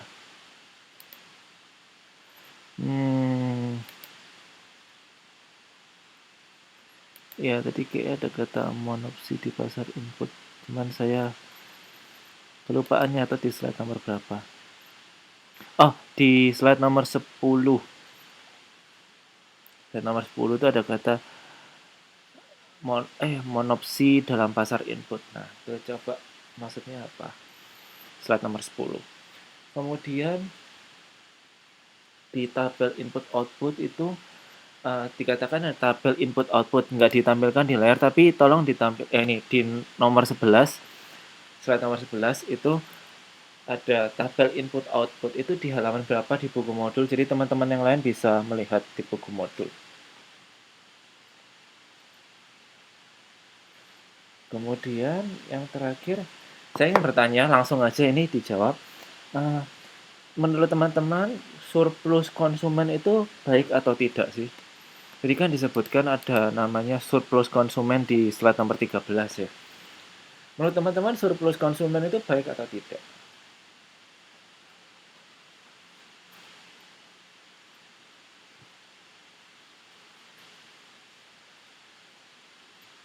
Menurut teman-teman surplus konsumen ini baik atau tidak?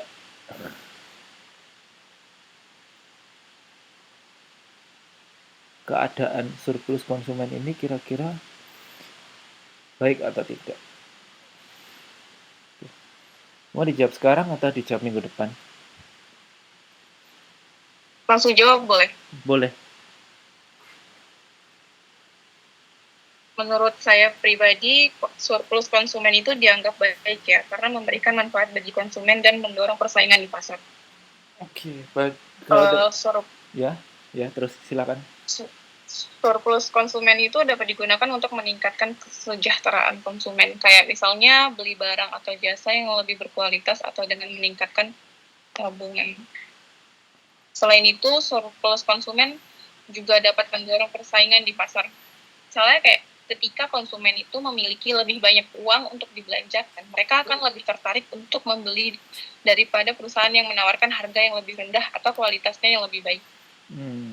Biasanya terus hal ini akan mendorong perusahaan untuk bersaing satu sama lain untuk mendapatkan konsumen yang pada akhirnya akan menguntungkan konsumen lainnya. Oke. Dari kata surplusnya artinya apa sih? Berlebih kan ya? Jadi dia konsumen ini tuh kelebihan konsumen. Artinya apa? Berarti perusahaan ini harus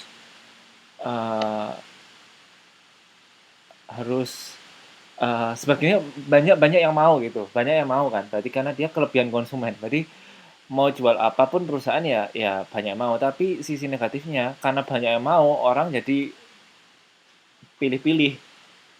Kan banyak yang mau, jadi ya pilih-pilih, jadi kelebihan konsumen.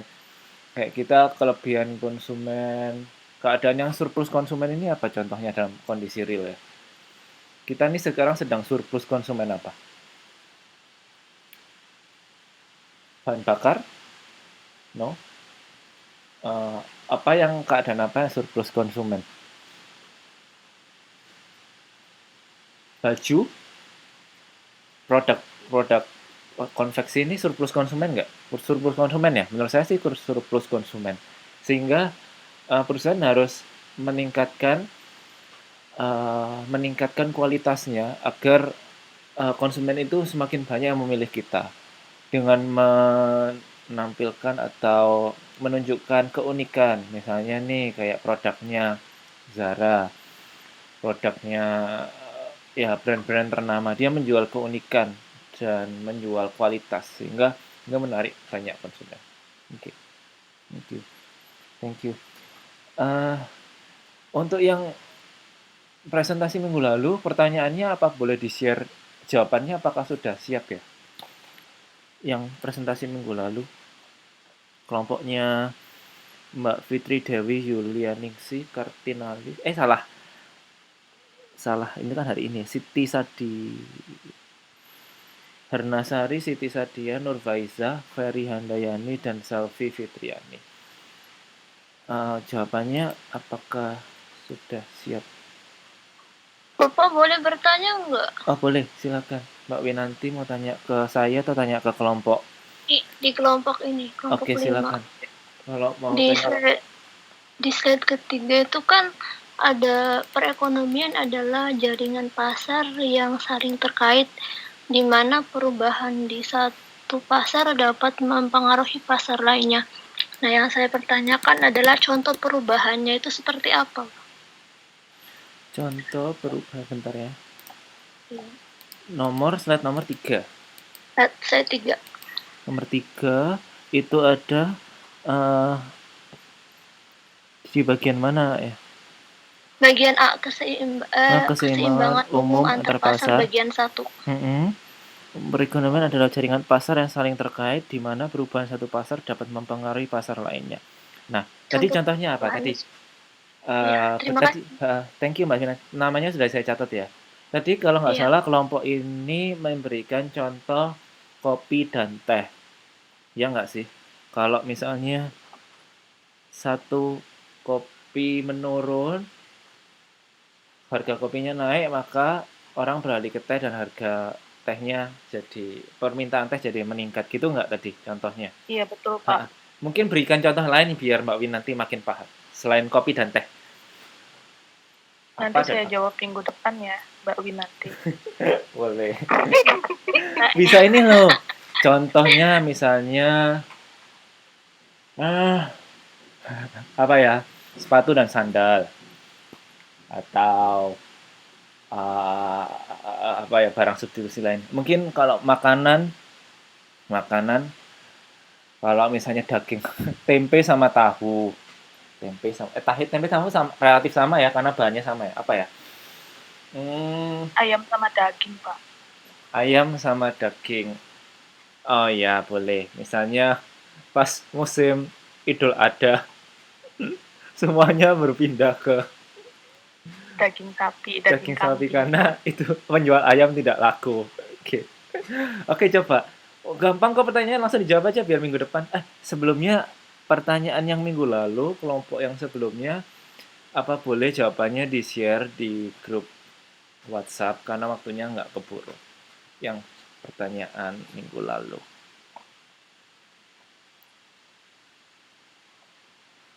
Kalau yang ini tadi pertanyaan Mbak Winanti, bolehlah dijawab sekarang Mbak Kartinalis. Tanya apa contohnya selain kopi dan teh? Yuk, contohnya apa? Dijelaskan.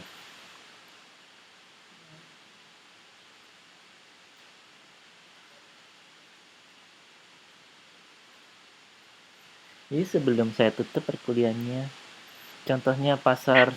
Bentar Pak, saya nge-lag Pak. Nge-lag. Tadi kan keseimbangan pasar itu adalah jaringan pasar yang saling terkait, di mana perubahan di satu pasar dapat mempengaruhi pasar lainnya. Contohnya gini, udah saya bantu ya. Contohnya gini, bahannya pakaian ini benang ya, misalnya benang ya. Kalau misalnya benang tadi itu harganya naik, harganya pakaian ikut naik apa turun?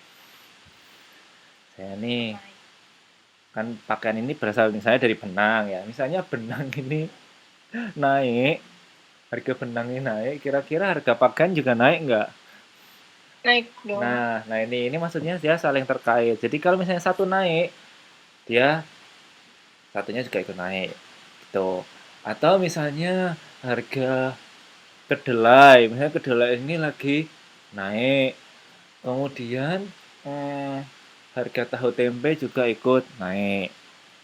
Misalnya nih harga saus, kalau saus sambal enggak, kayak ini ya itu tadi, jadi saya kedelainya turun, ya harga tahu tempe juga ikut turun. Jadi atau tadi di kopi teh tadi juga boleh. Kalau misalnya kopinya naik, mungkin orang akan beralih ke teh yang menyebabkan teh ini jadi ikut permintaannya naik. Jadi yang maksudnya terkait jaringan di sini adalah mereka saling mempengaruhi, bisa saling mempengaruhi berkebalikan atau mempengaruhi searah. Kalau satu naik sama-sama naik, satu turun sama-sama turun, atau berkebalikan, kayak kopi dan teh tadi. Oke, itu ya. Saya bantu dari Mbak Winanti. Terima kasih Mbak Winanti pertanyaannya. Ya. Oke, kalau yang pertanyaan di kelompok minggu lalu, tolong kalau bisa tolong di-share di grup ya, supaya teman-teman juga paham. Terus yang mempresentasikan juga lebih paham. Oke, saya rasa itu dari saya. Kelompok ini presentasinya bagus. Saya boleh pinjam ya buat minggu depan, mungkin saya tambahan materi karena lengkap.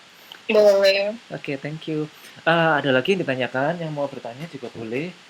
Ada 3 menit sebelum saya tutup.